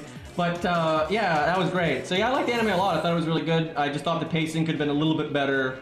And I will say this. The animation's great, but I can very much tell it's not like I don't think their animation budget was actually that high. Most people would think it was. I don't think it was. If you actually look, a lot of what they're doing to make the animation look amazing is good attention to detail and a great atmosphere, great coloring, that kind of stuff. But like the actual frame rate of like movement of the characters is nothing special, right? They're not doing like super fluid fight scenes and stuff. They really aren't, right? They're just using what they have very intelligently, right? So I just wish they'd had a bigger budget, because I suspect because from what I understand, Project Red banked it, right? Netflix didn't. They just kind of offered it to Netflix, but Netflix did not bankroll it. I don't think they gave Studio Trigger that much money. I really don't. I think they gave them a lot of time, because from what I understand, they were working on the anime since before the game was out. So they had a lot of time, but I don't think they actually had that much money. And I think Trigger and Project Red was kind of expecting it to just kind of be a, you know, like Halo Legends, right? Halo Legends was a Halo anime, and it was pretty successful, but you know, it didn't rock the boat or anything, but it was just, you know, a successful little side thing. I think that's what they were expecting the anime to be. So I don't, that's why it's 10 episodes and not like 12 or 15. And that's why, although the animation looks amazing, it's not, you know, there's not actually that much fluidity of movement, right? They don't have that many frames. But I'll give them a lot of credit. Even though they don't have like a lot of frames of animation and stuff, it still looks really good. It's still easy to watch. You can still tell what's happening. It still looks, it's still visually, you know, like amazing, even though they clearly didn't have as much like animation budget as I think a lot of people would expect. But yeah, it's rare these days that anime actually gets the budget to do like proper frames for like fight scenes and stuff. It was in 2.5 years of production, 1 year of animation, and then 1 year of post. Yeah, I mean that's a way longer time frame than what you would generally expect. I'm actually surprised that they have 1 year in post though. Like anime normally doesn't have as much time in post as like live action does. So I'm kind of surprised by that. But yeah, that's a really long production cycle for an anime.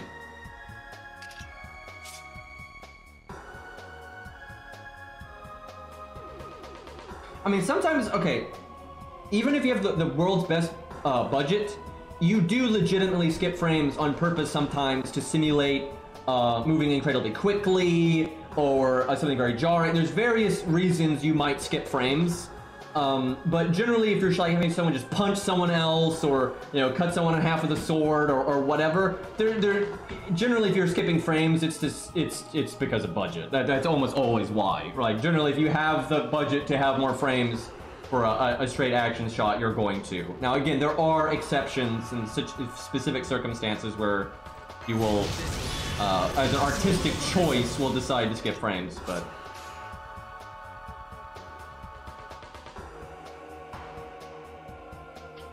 Alrighty, let's see. I have no crit chance, which is really bad. This turn is actually really, really, really bad, and it's because it's all on the art card.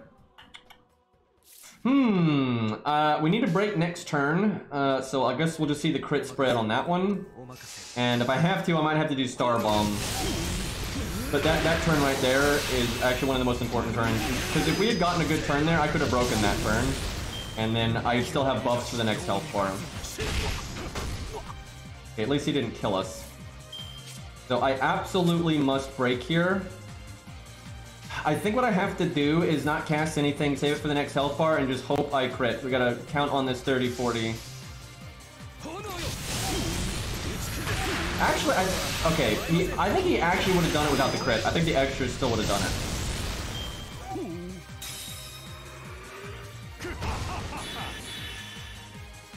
Apparently, I heard the anime did so well that it actually like increased sales of the game like by like 1,000% or some crap. Like it was like the best thing to ever happen to the game. So kind of funny that. All right, this is where we want to crit like a son of a bitch. Got our Star Bomb, got our third skill. Oh, we got some damage. Here we go. Unfortunately, the armor ignore is only a 50% crit. I'm gonna put that in the front because critting is double damage. Armor ignore is 50% damage up. So it's better to put it in the front. Now, of course, if it happens to crit, then what I'm doing is wrong, but I'll take the guaranteed damage over the maybe. Okay, made a mistake. We'll see if that comes back to bite me in the ass. I probably lost 10 to 20k damage because of that. We'll see if that makes or breaks us. It might. Damn it, this crit spread. I'm gonna do the same thing again, though. I'm not learning. Damn it, that one didn't even crit. Oh no! That mistake might actually lose. Oh no, we lose anyway because he evaded. You know what? I should have NP'd No. He has debuff immunity. I was thinking skill seal would be good to stop evade, but now because he's debuff immune, it would not have been worth it. Well, he got damn close. He got really damn close. I'm actually going to NP here just for now. No. I was gonna say put a dot on him, but no, still debuff immune by the way. So we is a dead unless Lee does like the world's dumbest turn. You have to like do double buff and then a quick attack. I'll make stars though. In the very unlikely chance that we survive here. So yeah, it is possible for Gwaine to beat this though. He can do it.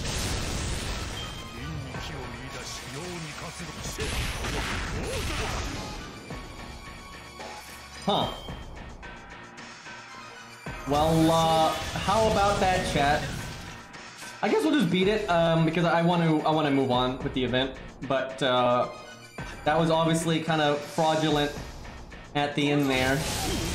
But you know what? It wouldn't have been as fraudulent if I had put like heal boost and heal on the quick and art card, because we didn't need the quick and art card for any other turn.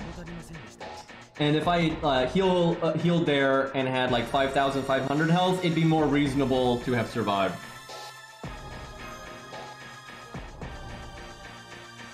That was pretty silly though. I think the better way to beat that though is not having a survivability turn at the end like that. It's either the boss just not evading, bringing some kind of sure hit thing, or having broken the first health bar a turn sooner, so you have an extra turn at the end. I'm gonna BRB real quick, chat, and I'm gonna grab water. I drank all my water super fast because it's actually kind of hot. I hate this time of year because some days it's hot and some days it's cold.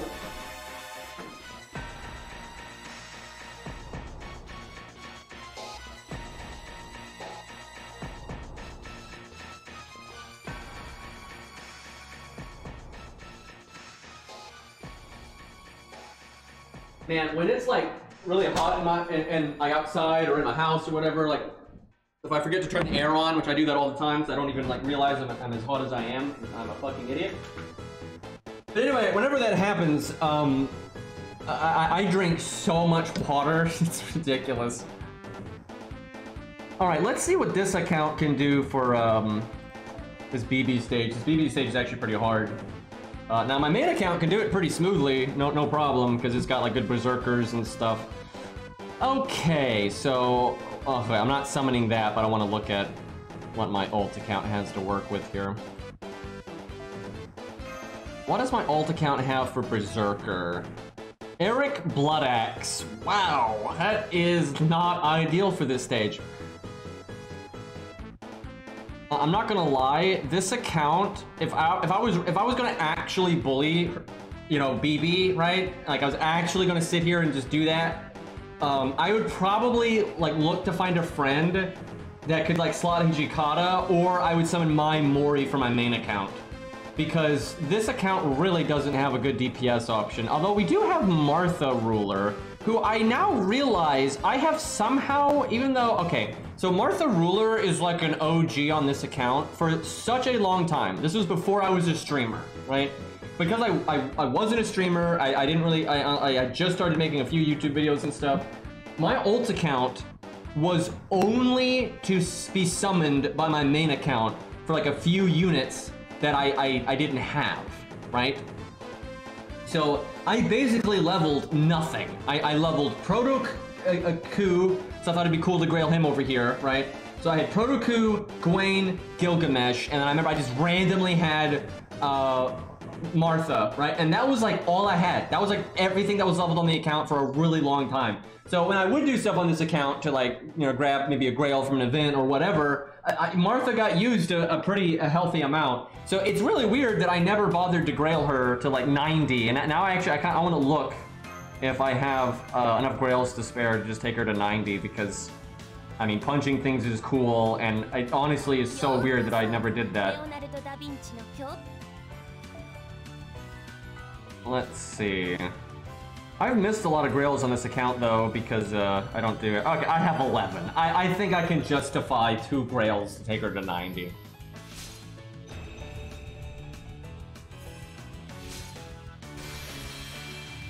Yeah, I know, it is a great stage for bond farming. I've been doing it a lot on my main account, where I bring teapots, right? Because I have a fuckload of teapots from all the Road to Lost Belt 7 stuff.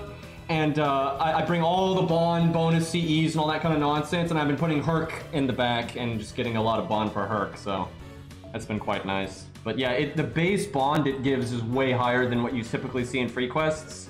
So when you multiply the shit out of it, it's really good. Oh, that's nice. Martha's gonna get about 12,000. She'll be like 11,900 or something like that. No. She'll be like 11,000, like 400 or 500. I've only got 5 levels left. Excuse me. No, she'll be like 450 or something. No, 540. Okay. Not quite 12k, but still pretty good. We'll see how she does for punching BB in the face. What else am I gonna grail on this account?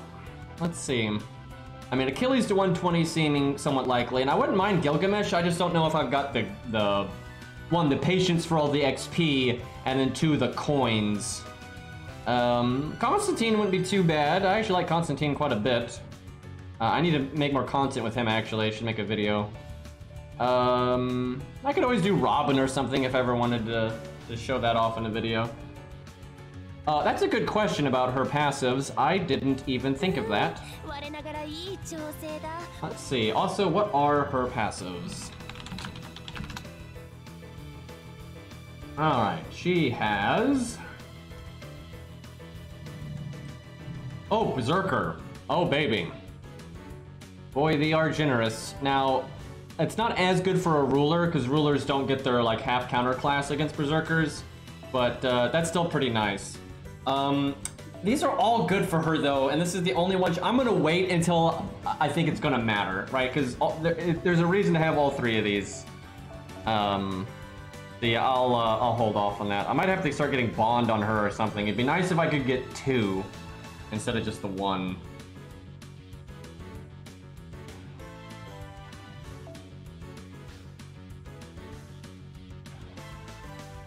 There is absolutely no reason to use Kastuku in this stage.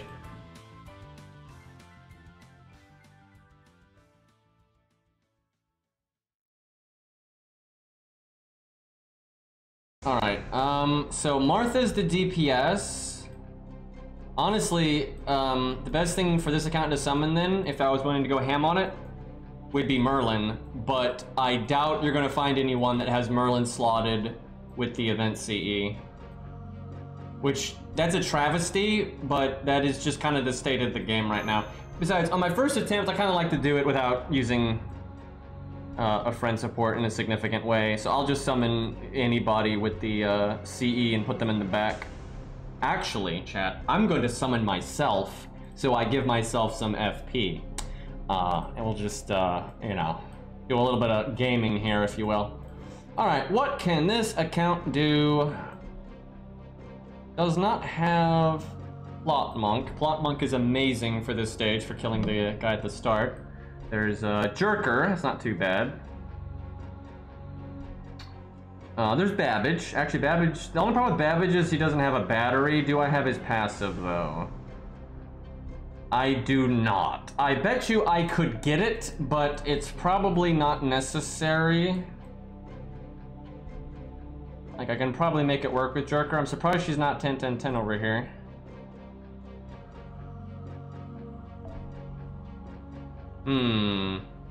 This doesn't look that good to me. I could just muscle down the first baddie. We'll see. Wonder if that's worth it. I mean, if it's only 60, still, that might actually be worth it.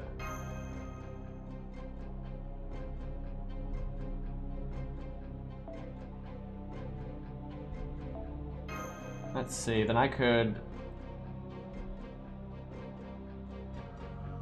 What's my next best buffer on this account? I mean, there is Shakespeare, there's Shin Gong. Shakespeare's better for the bigger battery, but Shin's pretty nice. Pinth is not a terrible pick, and she does buff Martha. It's just she's slower for the beginning. I'm gonna try without her first, and then kind of just see what we're looking at.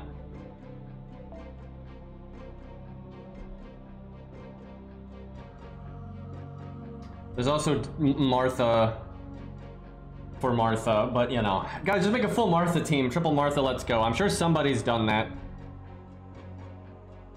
Actually, you know what? We'll put Pint in the back just for last second value. Give her a K-scope or something.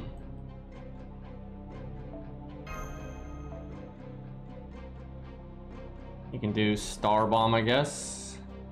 Yeah, Star Bomb's pretty good. So chat, you've heard about the legendary Golden Sumo. You've all heard about that. I mean, who wouldn't have heard of such a good craft essence that helps all your DPS regardless of their color type? I mean, anyone knows about that. But there's also another Kentucky CE called Golden Carp. And if you got like a unit coming in from the back row like this or something, it's pretty good because you just make 20 stars, right? It's not bad to have a bunch of stars like that. All right, we'll go, I guess 20, 30. That's more stars. Try to make a crit thing happen. Wait a minute. No, I gotta bring event CEs, excuse me. Oh, fuck, we have team cost. Okay, hold on. Might have to downgrade some of our units here. Okay, Nash is really good for holding a craft essence because she costs nothing. Well,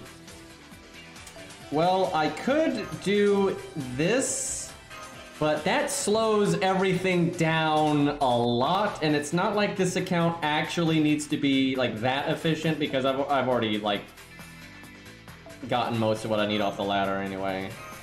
I'll do it like this first, and maybe if we have wiggle room, we'll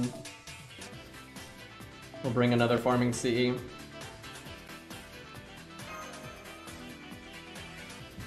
I don't know what that bonk was for. I'm just helping chat out with good CE recommendations.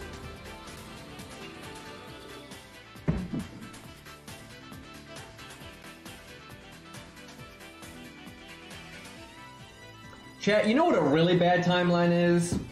If you missed Golden Sumo, you missed the rerun of Golden Sumo, and then you missed the rerun of the like I think it was Christmas that had the Drunken Jolter CE that was like right after it.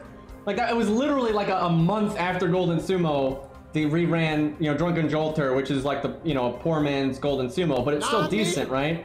So imagine playing the game, like imagine having an FGO account where you miss not only Golden Sumo, but the rerun of Golden Sumo, and then even the Copium Drunken Jolter CE. Imagine having an account like that. That would really suck, man. Cause then chat, you'd have to get like, what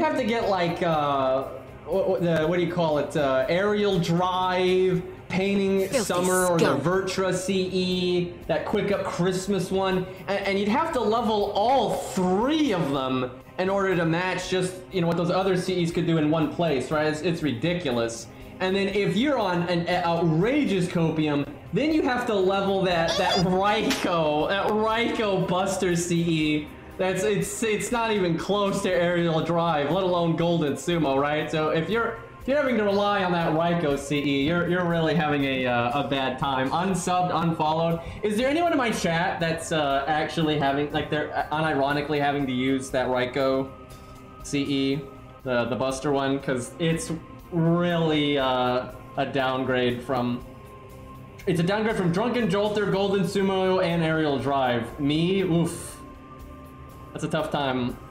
At least, I mean, as much of a downgrade as it is still good enough for most of the typical uses you need out of a starting in PCE. But it does suck having to deal with that. Okay, so we have to give her the 30%, which honestly sucks. Yeah, that's not great, but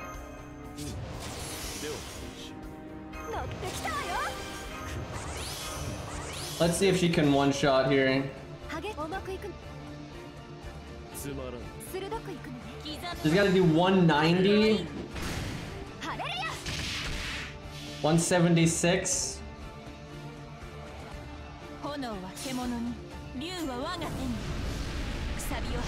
Honestly, canceling someone from Twitter and Facebook, you're doing them a favor.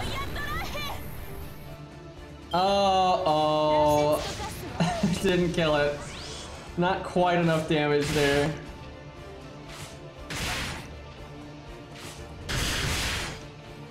Close though.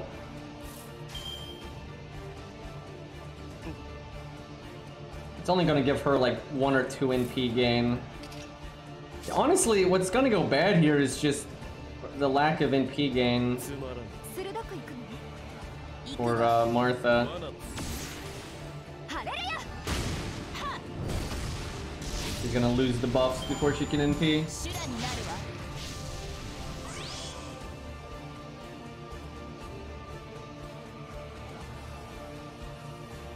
Yeah, he's got defensive buff block. But we had debuff immune anyway. Oh, I didn't bring the Switch Mystic Code. Whoops.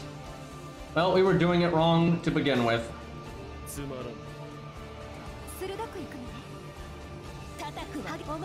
I don't think this account is looking so good right now. It'll do a lot better though if I actually take advantage of the support slot. Like if I bring Merlin or even Castoria or just whatever 50% battery, it'll probably do fine.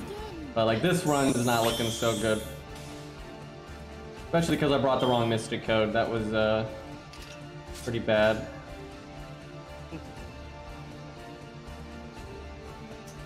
I guess we Rainbow Chain.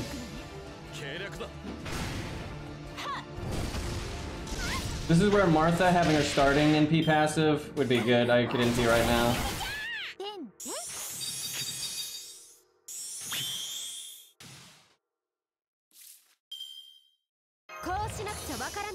Thankfully we got punched in the face.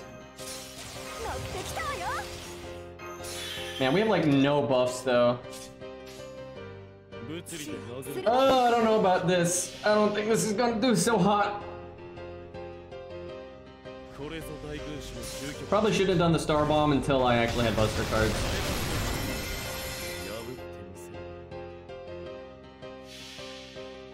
So we've got attack up, Buster up, and defense down. Actually double defense down because she applies defense down before damage if she's a pro like that. This song is called Forsaken Province Saloon Theme from Gauntlet Dark Legacy. We did not do nearly enough damage. If I'd done the Star Bomb right here though, we probably could have done really well. So a bit of a mistake there. And I had the crit up on this turn too. Yeah, actually, if I saved the Star Bomb with that crit up, we might actually, no.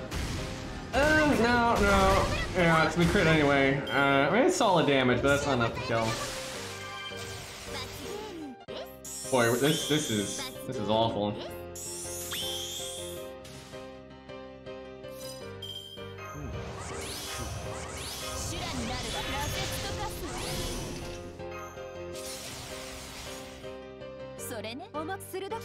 Honestly, this account is gonna need to use the friend support, I think, to do it in a reasonable amount of time.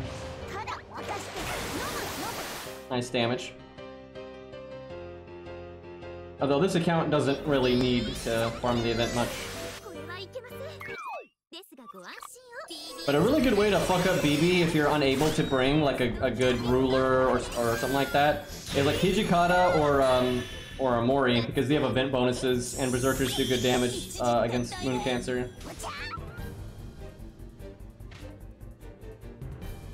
Okay, and now we're gonna overkill like a motherfucker, but I'll take what I can get. Bringing the Switch Mystic Code would have helped though, because I could have had a Chin Gong for the first NP. Oh yeah, you do have the welfare ruler, but you may not have leveled her a lot, let alone skill ranks and all that, but she could just feel alright here if you max her out. Because not only is she a ruler, but she has an event bonus and a rather large one. I think she has 100% event bonus actually.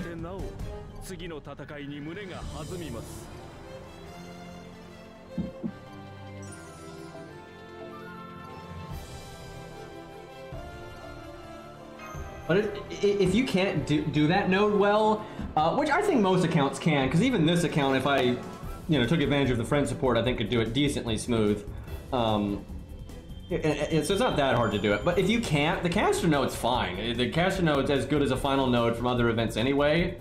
So it's no big deal. Like, this node is a bit better, but the caster node's fine, and it gives you a pretty nice consolation prize. You might not be getting quite as good a farm, but you get caster gems. And, you know, everybody wants caster gems, so that's a pretty nice consolation prize if you have to do that stage instead. So really, it's no worry. And honestly, if you've like finished the event and maybe you've used all your teapots, so you've gotten all the bond stuff, it's not bad to switch to that stage just for caster gems anyway. Alright, let's see. Well, I haven't finished all the stuff, so I haven't unlocked all of the things yet. What does this account need? Honestly, it doesn't really need any of this stuff. Grab some feathers.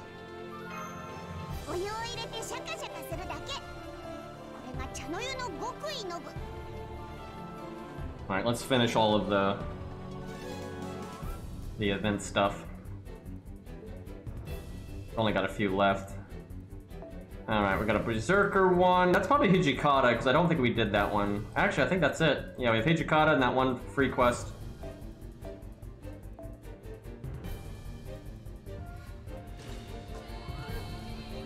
Yeah, it's not bad to farm based on the drops. However, if you do like focus on event currency, sometimes you can turn it in for QP and stuff like that, and that can be really nice.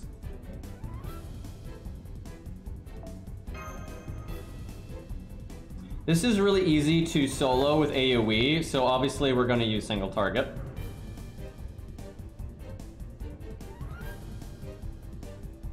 What shall we use, chat? Now, I don't mind using archers here because the main enemy is a berserker, so...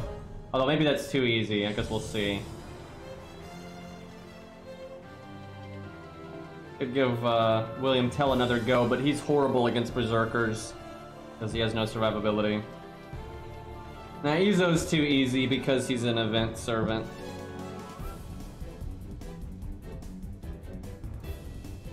Although if we're gonna use, well, no, because he gets the bonus against the berserker, so he goes like beyond what an archer could do there. Ooh, I tell you what, Max, any chance you're here? Because I think you've got a better deer mid. Wait, fuck, though, they're sabers, damn it. I really want to use deer mid more since it's buff, but it's really bad against sabers, fuck. Man, and Max is here too, now I'm just disappointed. Let's see. I feel like that happens all the time. I'm like, oh hey, let's use some lancers, and the enemies are sabers.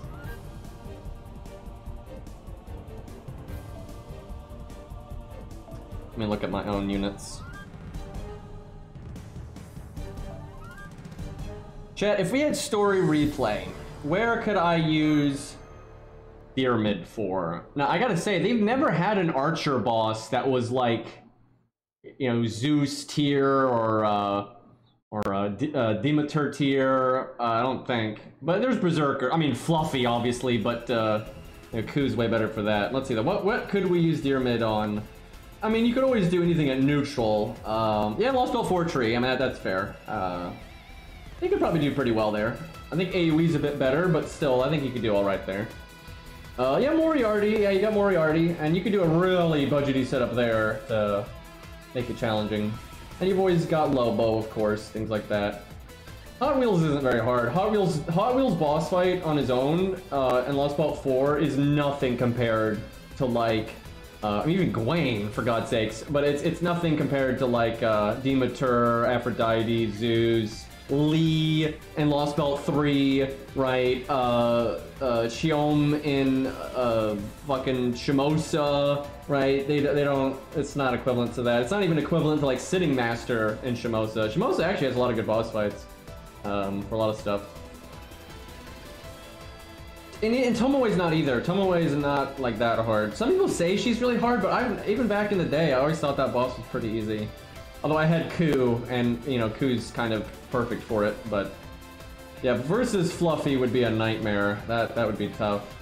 But yeah, most of the times that Lancers get to show off, or like Ku gets to show off actually, It's when you just need any class, right? It's like neutral, or it's a multi-class situation, like you fight a bunch of different stuff in a challenge quest, or a berserker, really. And unfortunately, Dyrmid's not nearly as good against that. Yeah, they've never had a big bad archer boss. They've had some okay ones, but they've never had like a really big, you know, nasty one like they've had for. I think Assassin has had so many, which is so obnoxious because Caster is the worst free-to-play DPS class by far. Because you've got Lee, and that's a huge one. You've got you know, Shimosa again, right, with the snake nonsense. You got Charlotte, which I mean, it's not that bad, but it's still better than a lot of the other bosses, I would say. Yeah, Plot Monk or like Ilya, right? If you don't have stuff like that, that stuff's a bitch. Babbage really helps though. Like Babbage with his buffs has really helped. Alright, anyway, what are we looking at here? Oh, 100 Face. There we go. I feel like we haven't used her in a while. Although, why is it every fucking time I use 100 Face, we're fighting multiple enemies, so the one that you put the art down on, it's dead, so then you don't get the art down for your art cards. I know why. It's because when we need to use single target, we use AoE, and when we need to use AoE, we use single target. That's why. So yeah, she like all single target people don't do as well in AoE as an AoE unit does, obviously, but she does like noticeably worse just because of the way like the debuffs get taken to the grave with the enemies she kills, right? So doesn't work so good. Oh, we need to grail extra Vlad. Yeah, I'm grailing him to 90, absolutely. That's another one that's kind of weird that I never did it. Did I make him 10-10-10? Fuck, he's a Lancer though. Like everything I'm thinking of right now is a goddamn Lancer. Extra Vlad is definitely the best Vlad in FGO, because they never gave us regular Lancer Vlad. This would be so easy with Sei because she's AoE, and it's an AoE stage, and then she's a Archer, which is the best class for this.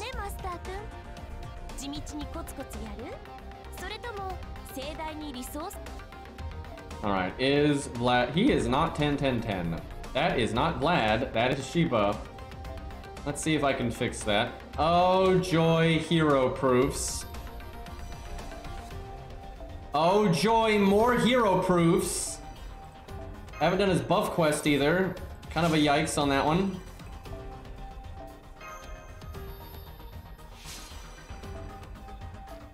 I don't have... Oh no, I think I do have enough. Barely, and I'm pretty much out of hero proofs now, but... Yeah, I'll do his buff after the event. Gotta get on that. Yeah, I've had him for a long time, and then I've been spooked by him. So yeah, he's in P5. Yeah, blue cubes. Fuck off, game. Just take all of these. I guess these, because I just used a bunch as well. Why do I have an unregistered spirit origin? Oh, it's because of Achilles. It's because Chet, I just unironically rolled on Achilles when he's already in P5. I think that's my first unregistered spirit origin ever. I've never gotten one on any account. That's the first time I've ever gotten one. And not a whale, by the way. I even showed it that it was free SQ, so none of that, chat. Oh fuck, I'm actually catching up to like an old lottery or something.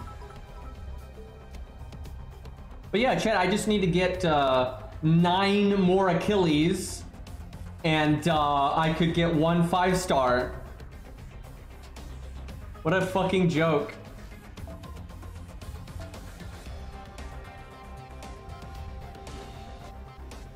Wait.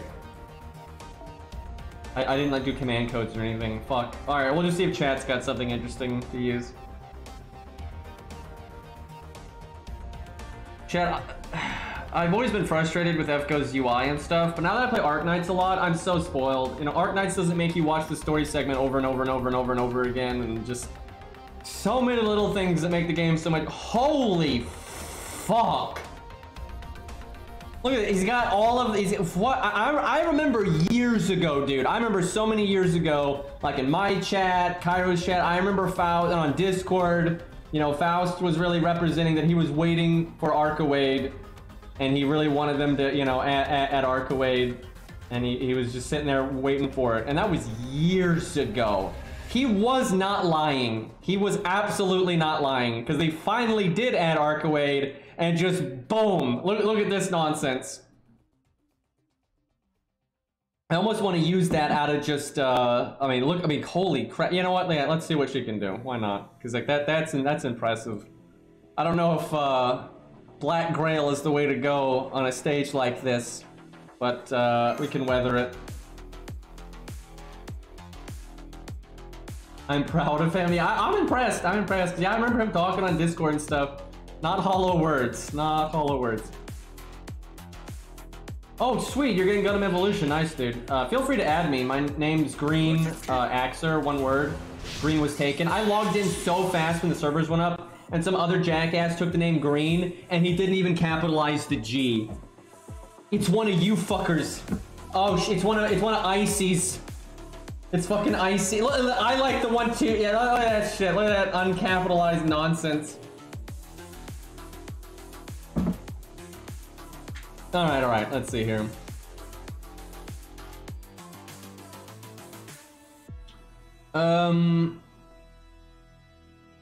Guess I Rainbow Chain, yeah?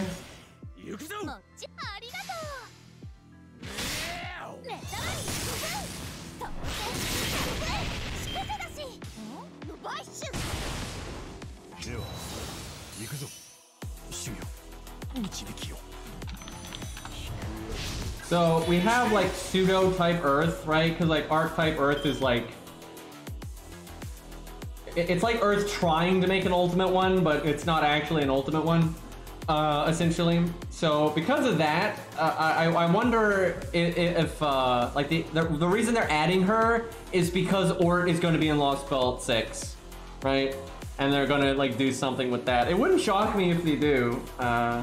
And you know what I really want to see, chat? This is probably Copium. No, it's Hopium. This is Hopium. I want to see Type Jupiter, man. First off, what they've said, Type Jupiter is probably the strongest of all the types. And they'd always said that Type Mercury question mark, right? It's probably not actually Type Mercury, but anyway, is not actually the strongest of the ultimate ones, right? A lot of people don't realize that. And I think the one that is the strongest, I think, is Type Jupiter. They never say which one is the strongest. They just say it's not Ort. But I think it's Type Jupiter, and it makes sense because Jupiter is, I mean, literally look at what Jupiter is in the solar system, right? It just completely makes sense for it to be the strongest one. It's the biggest planet. It's such a fucked up, you know, place to live, etc., etc. So I think it just makes total sense for Jupiter to be the strongest one. And what they had said in notes about Type Jupiter, I would say so far it is the detailed to be the strongest one. Now, not all the types are detailed very well, so some of them we, you know, fuck all about.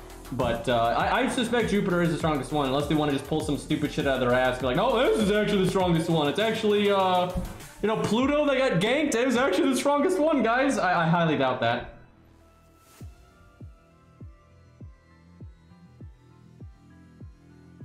No, he's not trying to create Type Mercury. That's not what he's trying to do. He's trying to wake up. And first off, I really gotta stress this. Ort is overwhelmingly likely to not be Type Mercury. And that's not like a new development. That has always been his lore, that people just falsely think he's Type Mercury, and he probably isn't. Like his character material book from like a billion years ago says Type Mercury question mark, where all the other types don't say that, right? And they've just said all kinds of stuff that really hint at he's not the ultimate one of Mercury. And here's the big hint, which this is so obvious, I don't understand how like this isn't brought up more. His name is Ort. You know, the Ort cloud? Like, hello? Like yeah, he's probably not from Mercury, guys. Big surprise. But yeah, anyway, the guy in Fate Strange Fake wants to wake him up, essentially. He wants to wake Ort up. But the thing is, that's not gonna happen. I do not think Ort is gonna be in Fate Strange Fake at all. I mean, maybe at most you see him like slumbering or something, but I don't think he's gonna play any serious role. Obviously, that's the motivation of that one guy. but he's gonna fail. I don't think it's gonna happen. I do not think Ort is gonna be in Fate Strange Fake. I think that's more of like a nod, right, to just the existence of it, and it's a good motivation for that character, but I don't think that guy's plan is gonna come to fruition at all, especially because Ort's probably gonna be in FGO. So, I don't know though, Nasu is friends with the writers, so they're doing like a wombo combo with the Bull of Heaven, right? So maybe, fuck it, they're gonna put Ort in both. I don't know, I guess it is possible. I wouldn't expect it though. I think it's more of like a, you know, more of like a reference kind of thing. Okay, so her invincibility is 3 turns, right?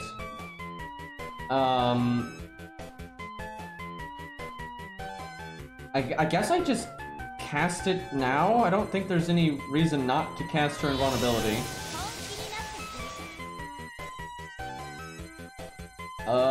Don't need to do the second skill or any of that. Hopefully I get my NP here.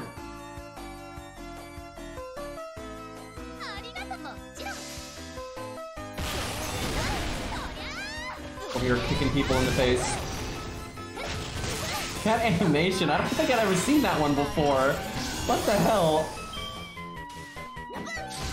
Getting a little literal with the archetype Earth there.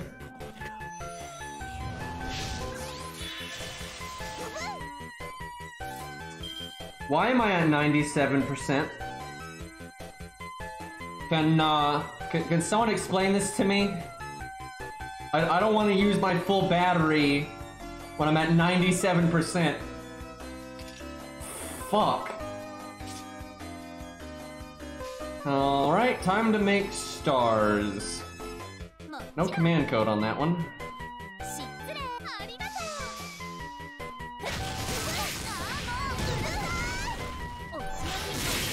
I will say, some of these animations are pretty funny.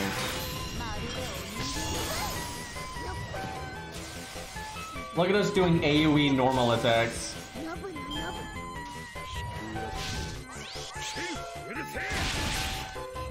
Okay, if you could stop doing all this nonsense, that would be great.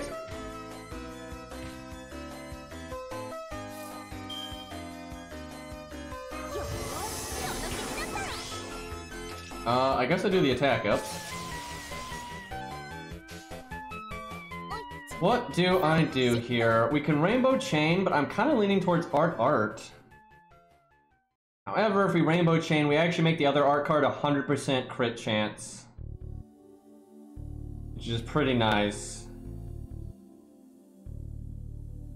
Yeah, I'll do it. It's not bad to make a few stars anyway. What I'm really curious about is when they start adding Fate Strange Fake characters, are they actually going to add Ishtar? Because then you have 2 Ishtars and all that, so that would be kind of... I mean, we got 2 Kus, I guess, so... I mean, they could do it.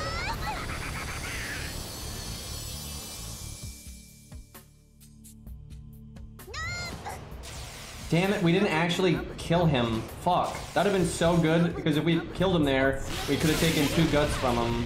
And now we just take 1.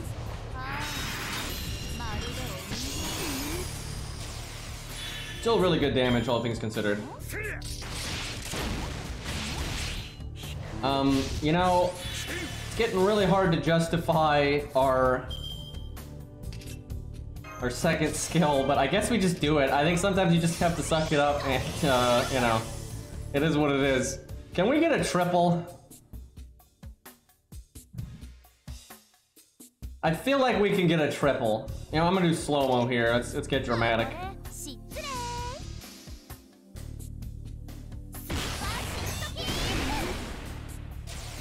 That was such an awkward kick.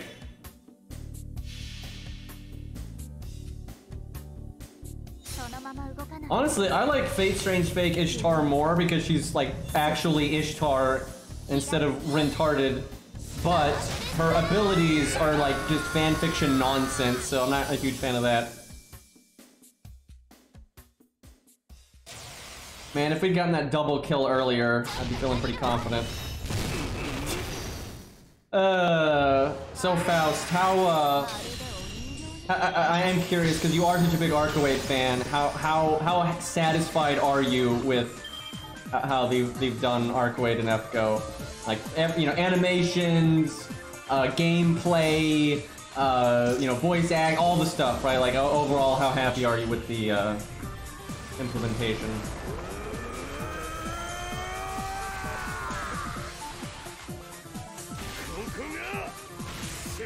Man, Hijikata is an angry boy, dude.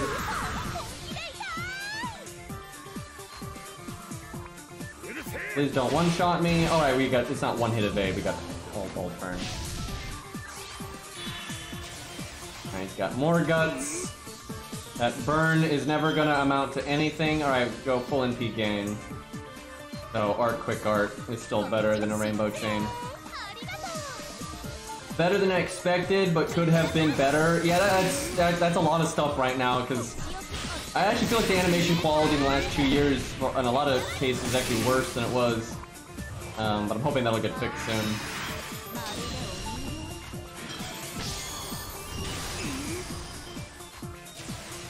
Yeah, it'd be cool if they'd add the Tsukihime costume. It actually kind of sucks they didn't do that, especially because Bizette pretty much got to just be Bizette, so... Please don't kill me, please don't kill me. Damn. We're so close, man. Like, we're just a little bit more oomph. Especially if we'd gotten that double kill. If I had my NP right now and we'd gotten that double kill, I could have killed him on this turn. What I need is, like, healing so I don't die right here. I think I can kill him next turn, though, but he might kill me right now. I suspect if we have, like, a different, CE and all that, I think we'll win. Might give someone else a go, though, just to mix it up a bit, but I do think she could actually beat this with a high win rate if you just set her up for it. So pretty good. Uh-oh. Uh-oh. Oh, we're alive. I actually think we win. Yeah, I think we win. Oh, we'll take it.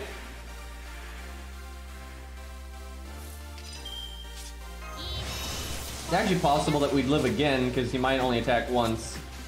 But, yeah, she'll do 18k, right? Got a Buster Chain for 120. Yeah, no problem. I like both backgrounds, actually. This event background right here is really cool.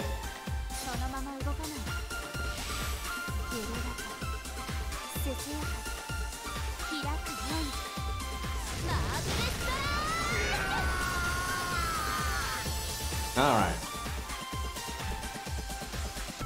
Wait. No, he's still alive. I can't count. Yeah, he has another guts. He's goddamn Hercules. Oh, no. Yeah, if he attacks one time, we'll live. So if he casts his skill, we'll live. Shit. He's got quite a few guts, man. Like, we went through quite a lot there.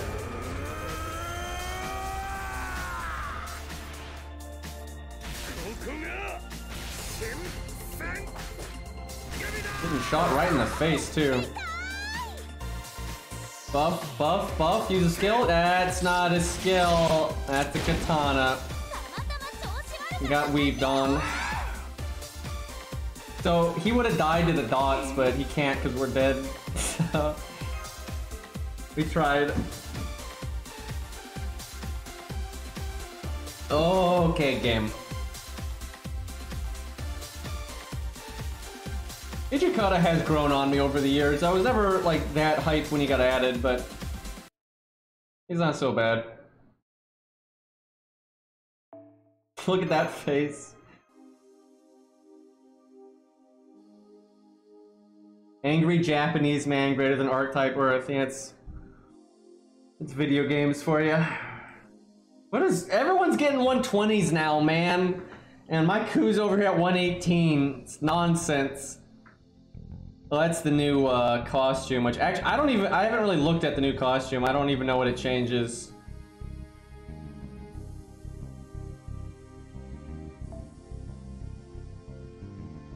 What's different? Like, I can tell it's the costume because it's in this slot. But I couldn't actually articulate. Doesn't she have like more like stuff in the back? Like, isn't there like a bigger scarf or something? She is he now? But like, what's the difference though? Like, in the costume, I don't. Hold on, I have to look this up. I don't know what new animations too. That's surprising. I guess this was for like story stuff.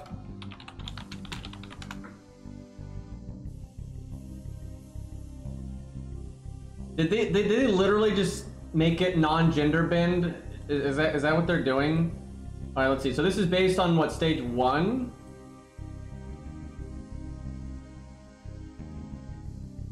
They didn't, other than the boobs, they didn't change shit. I don't think they changed the. Oh, no, wait, no, the hair. Yeah, the hair is different. Like, it's got super hair, but that's like it. Yeah, the scarf and everything is the same. So I think they just yeeted the boobs and that was it. New voice. All right, we'll use them. We'll see the new animations. I didn't realize that they actually changed the animations. I had no idea about that. Oh God, we have Yang CE. Oh, we gaming now. The eyes are a little different. Let me see here. Yeah. The original's got like spooky eyes.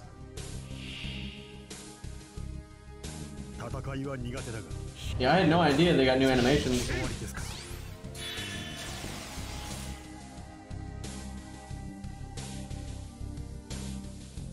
Oh God, we have an event bonus and the Yang CE. So, you know, we are alter ego against Sabers, but the event bonus more than makes up for that.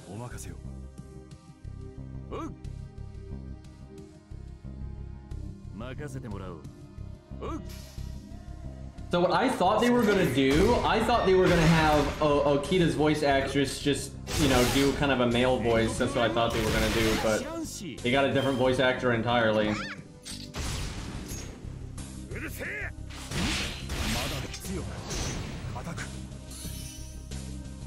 It's the sword.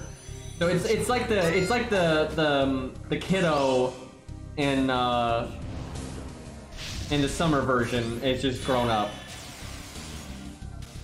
Why is Okita always getting taken over by swordsman? Alright, let's see here.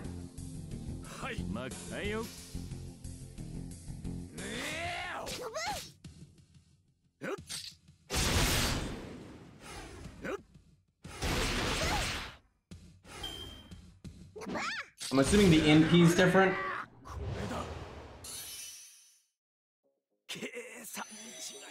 Alright, let me... I haven't used them in a while. Let me look at our kit here.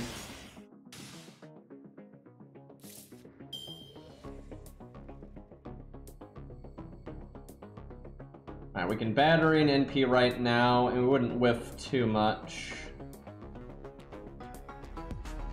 Right, okay, so yeah, we'll actually fire everything.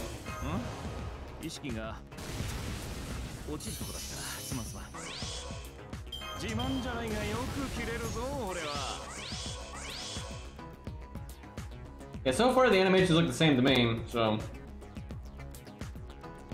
we'll see the NP. And it might just be certain attacks are a little bit different. That's what they've done before. But yeah, we'll see. Rainbow's pretty tempting here.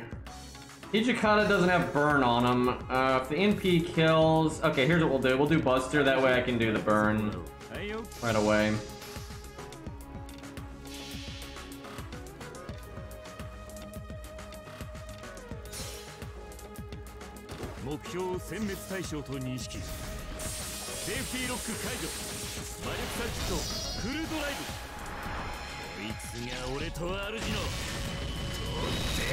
It's a different cut-in, I think, but everything else is the same.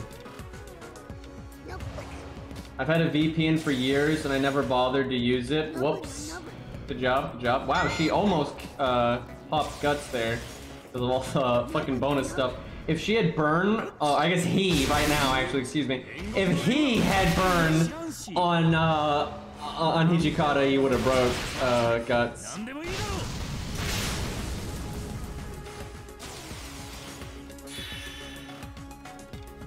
There's one integrated with my antivirus. Nice, nice.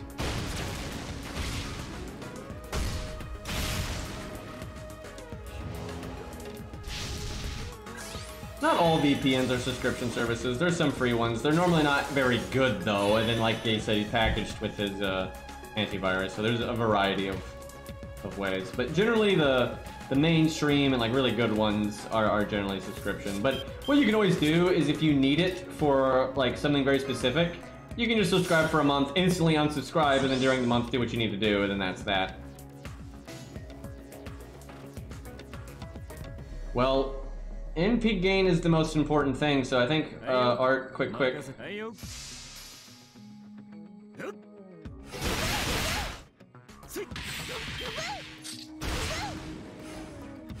Yeah, you can watch Gundam on the JP YouTube, and in English you have to get it on Crunchyroll. So you have to spend, you know, like $7 or whatever for premium. That kind of sucks, to be honest, but you know, it is what it is. Honestly, I wish Gundam would have just given us a more direct way to support it, because obviously Crunchyroll is going to take most of that money. I'd rather just, like, I think like with Rick and Morty and a lot of like stuff like that, they let you just buy it directly. You can like just buy the season as it airs. I'd do that. I'd pay 20 bucks, 30 bucks, whatever, to just buy the season, you know, and then watch it as it airs. I'd do that. I'm happy to support, you know, the series. You know, I want Gundam to do well. So it kind of sucks. The only way that I can officially support them is through fucking Crunchyroll.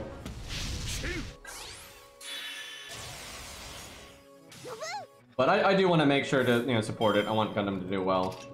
Unfortunately, we did not get our NP, so we will rainbow chain for stars. Actually, I think we quick buster quick for stars.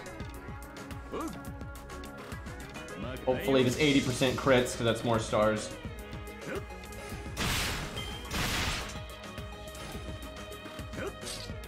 I really wanted my NP there. Also, I wish we weren't target switching so much, because I could have gotten some like overkill potentially. More stars. I think Hijikata's burn is going to wear off, so our Yangtze won't be as good, but he's only got 19k. That's not too big of a deal. Oh hey, he's buffing. Why couldn't you do that on the last one? Oh hey, he removed the burn. Alright, I don't think we need slow-mo anymore.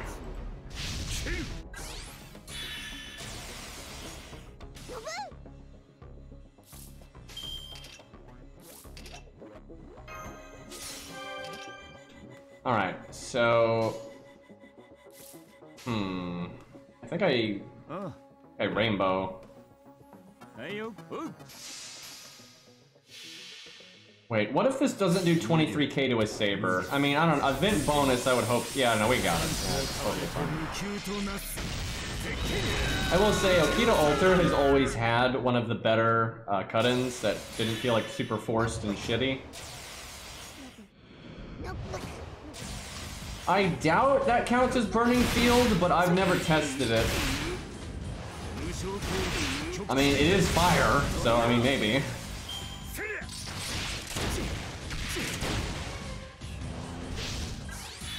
So many guts, dude. He's actually gonna fucking... I gotta save our evade, or otherwise he's gonna kill us with an NP. Alright, Starjin / Rainbow Chain here.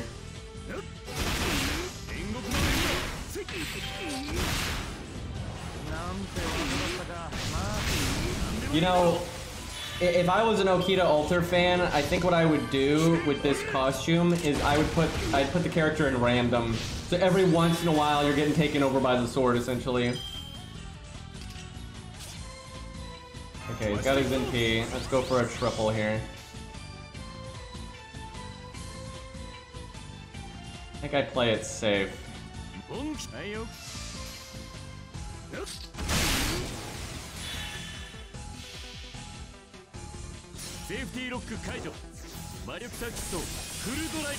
This is pretty funny though, like, what the hell?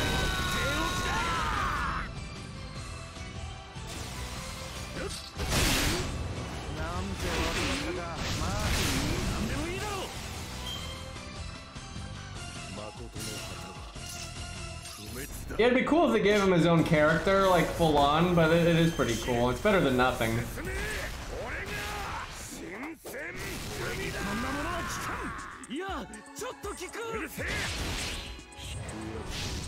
I suspect more people will not use the costume than use it, but it's cool for the people that, you know, wanted it and get something unique like that.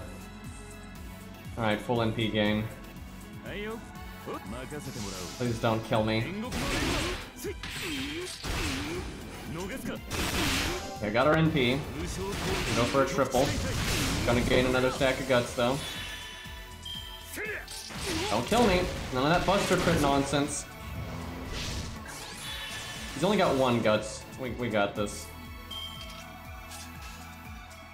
I wonder how this would have gone if we didn't have the event bonus. Because the Yang CE honestly didn't matter because we weren't really applying burn in an efficient way because of the taunt, and it just didn't really matter with the way the gut stuff worked. I don't see why people would be upset that this is like a male version, because you can just, if Okita's your waifu, just use one of the other like, you know, you got one to three, right? I don't get the big deal. It's like we have so many, like it's such a silly thing to get mad about in that way, because we're constantly, like, the devs are constantly gender bending male characters.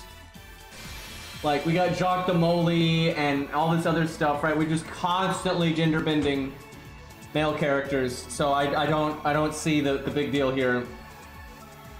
Like, when I think it's best is when they do stuff like Artoria and Arthur, where you have both, right? Especially where Artoria is technically her own character, right? That was definitely the best way to do it, right? But then you get like a female, you know, Arthur, if you will, right? And then you have regular King Arthur, right? And you can use either one, right? So no big deal, right? So that's the best way to do it, and Okita's kind of close to that. Not quite. The best, because Okita is originally male, by the way, for those that don't know.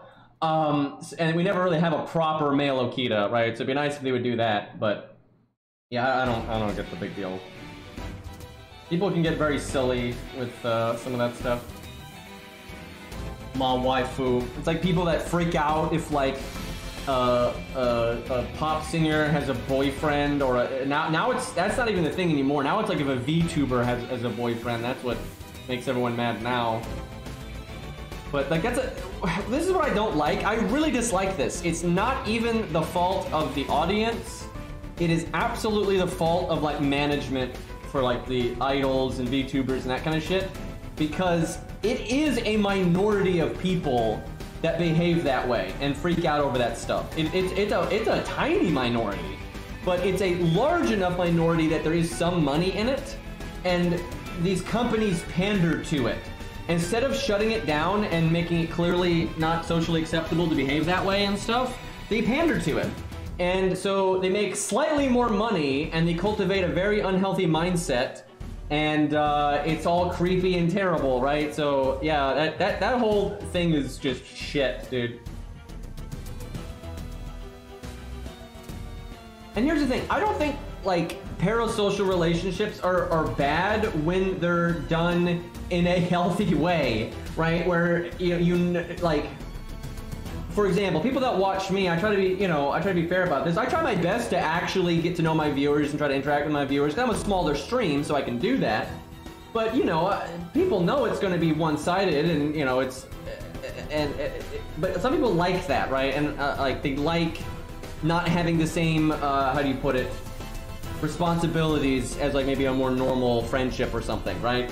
And that's fine. If they like hanging out on, a stream, or, if we ever get to play like Genshin Impact or a game like it again, and we can do multiplayer stuff, so that's fine, right? And so when you have that kind of relationship where it's clear and defined, and it's not like trying to pretend it's something that it's not, I don't think there's a problem, right? I like watching streamers sometimes and, enjoying their personality and whatnot, even though I know they don't know me that well, right? It's fine with me, right? But like I don't act like it's something that it's not. I don't try to pretend it's, like I'm not marrying the fucking person, right? Like none of that, but some of the, how do I put this? Some of the like mainstream companies out there and whatnot that like manage the VTubers and whatnot, and then these, you know, idol groups and that kind of stuff. They try to like pander to like that delusion, right? And I don't think that's healthy, right? Like just hanging out, right, in a stream or something like that is not a big deal. I don't think that's a problem. I don't think it's unhealthy, and you know, you can meet other people in the chat and, you know, have a, you know, fun time and all that. And that's great. I'm married with Green. God help you. God fucking help you. But yeah, some of these companies really try to pander to an unhealthy, you know, style of it. And I think that's a problem. You know, I try my best to not do that. And I try to, you know, if I am going to try to hang out with my audience or talk to my audience or, you know, whatnot, I try to be, you know, genuine and that kind of thing. But again, I'm a small streamer, so it's way easier to do that, right? I'm over here with 100 viewers, right? It's really easy to talk to 100 viewers. If someone has a question, you know, I can answer it. You know, if someone DMs me something, I can, you know, answer that easily and that kind of stuff. If you're like, you got 9,000, 10,000, 100,000, you know, fucking viewers, it's just not possible, right? You're not going to be able to communicate with people in that kind of way. Okay, so... Oh, that's just the Berserker at the end, and then we got the free quest, and then the challenge quest. I think I need to at least get that one, so I only need 20k. Let me do that real quick. I'm gonna wrap up here soon, so I want to do some stuff after the stream, but I want to at least grab that in case I forget to play later or whatever. I want to just get that command code and have it be done. Let's see if also we can clean up. Man, it's always fucking. Oh, hey, there we go. I mean, there's a Merlin. Let's see what Merlin does for her. I might try a different DPS, but I want to compare this to what we did before and see what it's like.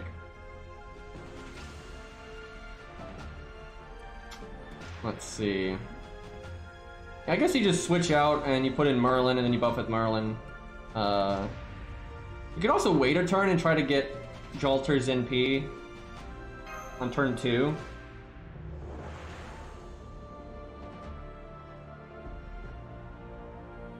You can, 1k viewers, like you can kind of, it kind of depends. If chat is like calm, not too much is going on, you can kind of communicate with chat reasonably. Like 900 viewers, 1,000 viewers, but not often, right? When shit's happening, maybe like a, you know, something hype's happening in the game or whatever, it's too much. But I've seen streamers with like, you know, 800 viewers, 900 viewers, you know, 1,100 viewers and stuff, and they can get a little bit of, you know, back and forth going on, but it is hard. It's really hard. I never sweat it when I'm in like a stream, because one streamer I watch normally has about 1,000 viewers. They normally have between like depending on what they're playing, it's kind of between 500 and like maybe 2,000. It's somewhere in there. So like the average maybe 800, 1,000.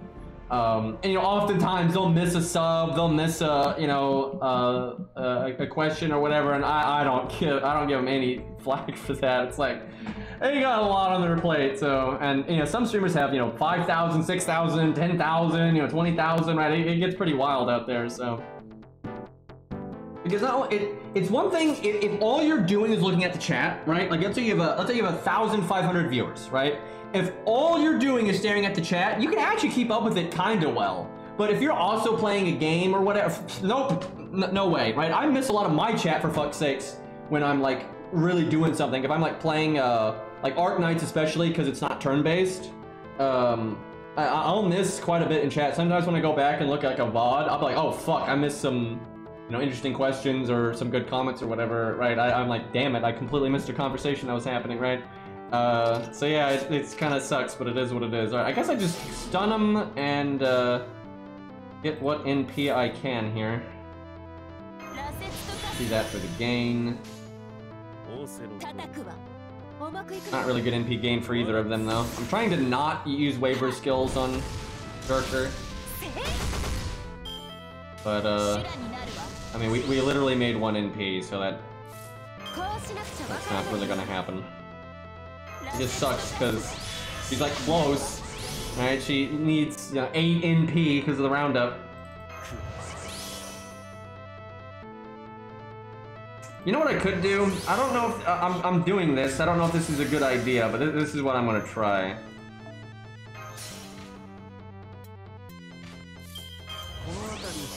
Let's see if that works out.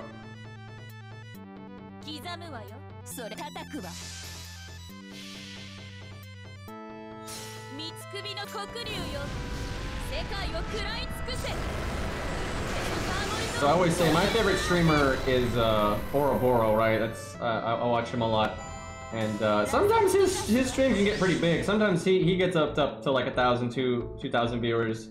Normally though, he's in like I think like 400 to like maybe 800. But if he plays like a Souls game, then it's a good chunk more than that. I feel bad. I'm kind of conflicted. On the one hand, his stream size is really nice because it's like a really perfect size for it being active but not overwhelming. But on the other hand, you know, I want him to be successful, so it's not like I'd be upset if his stream got bigger. But you know, it is like the perfect size for like the entertainment / activity, I would say. I'm very lucky that I don't need to grow my stream that much, so I don't have to. First off, I don't have to do stuff. I don't have to like always play what's popular and that kind of thing. And so I don't have to worry about like my chat getting too big or any of that kind of stuff. It does make me sad though, even though I'm lucky and I can stay small and it's not a big deal. Eventually, I am gonna, you know, like if FGO dies, you know, I'm gonna have to put effort into like, you know, building an audience in another game and whatnot, and that would make me sad, right? I've really enjoyed my little pocket on the internet, and you know, a few years from now, I just, you know, who knows what's gonna happen with FGO, so we'll have to see. Did I forget to? I don't know if I forgot any buffs there. I mean, that was decent damage, but it still was a little lacking. I don't know if Martha is the best pick for this. Oh, hi, Zerp. Always like when Sanson hits a alert like that.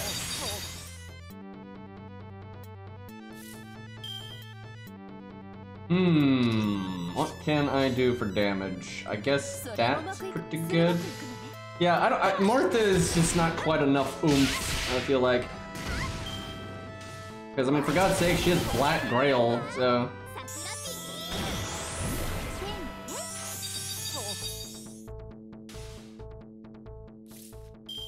So I should Merlin NP on this turn, but out of principle, I'm not going to do that. But if I did it there, I'd be very likely. And how the hell did he Gooey Gulaz? I don't know about that one. Thank you for the 7-month sub with Prime Gaming. I appreciate it. Over half a year. Absolute nightmare of a name. I'm gonna be perfectly honest on that one, but appreciate it regardless. God, if I just Merlin NP'd, I'd have her NP right now. But fuck it. Yeah, I think my chat's pretty used to it by now. If my chat expects me to pronounce every name correctly, they're in the wrong stream. It is what it is. Also, half of y'all wouldn't say the names right either, so...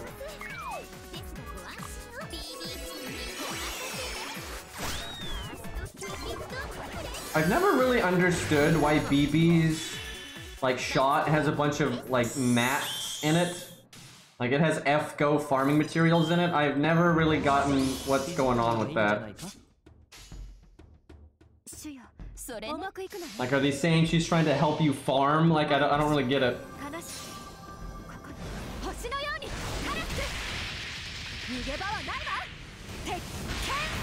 I mean, Maruhari, Shakespeare, Mozart, and the like,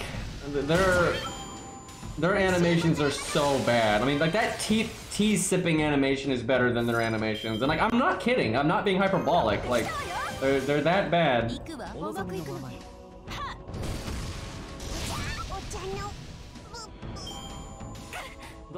I do like the tea Nobu sipping tea though. That's pretty great. All right, I think that is enough to get 20k. I don't know, maybe not. That might be like 9k or something.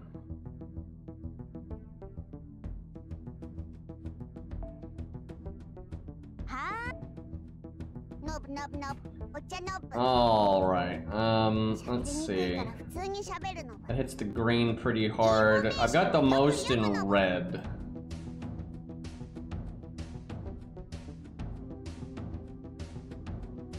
They don't really have one that's good for red. I guess this one, but I didn't unlock that one. Yeah, they don't really have one though that's a 3-1 that focuses on red. I guess we'll just do this one. Okay, now that's enough. That'll give me one. Yeah, there it is. That's the really important thing in this event. As long as you get that, you're set.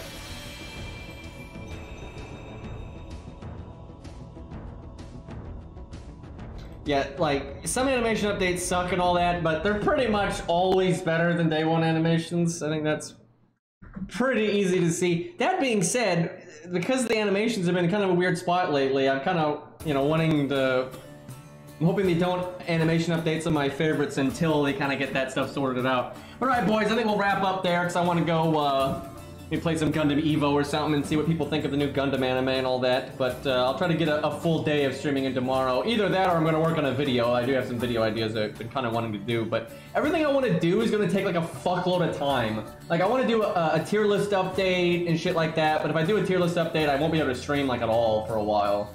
So that's why I haven't done it. But I do want to do it because they've buffed a lot of low stars. And they've added Jufu and stuff. So I do want to do it. I'll probably do a Gundam Evo stream at some point. That probably will happen. But thank you guys for hanging out. I will probably see you guys tomorrow. Thank you so much. I will see you soon and take care. We'll raid Cairo here just so you bastards get your channel points. Alright, peace out, boys.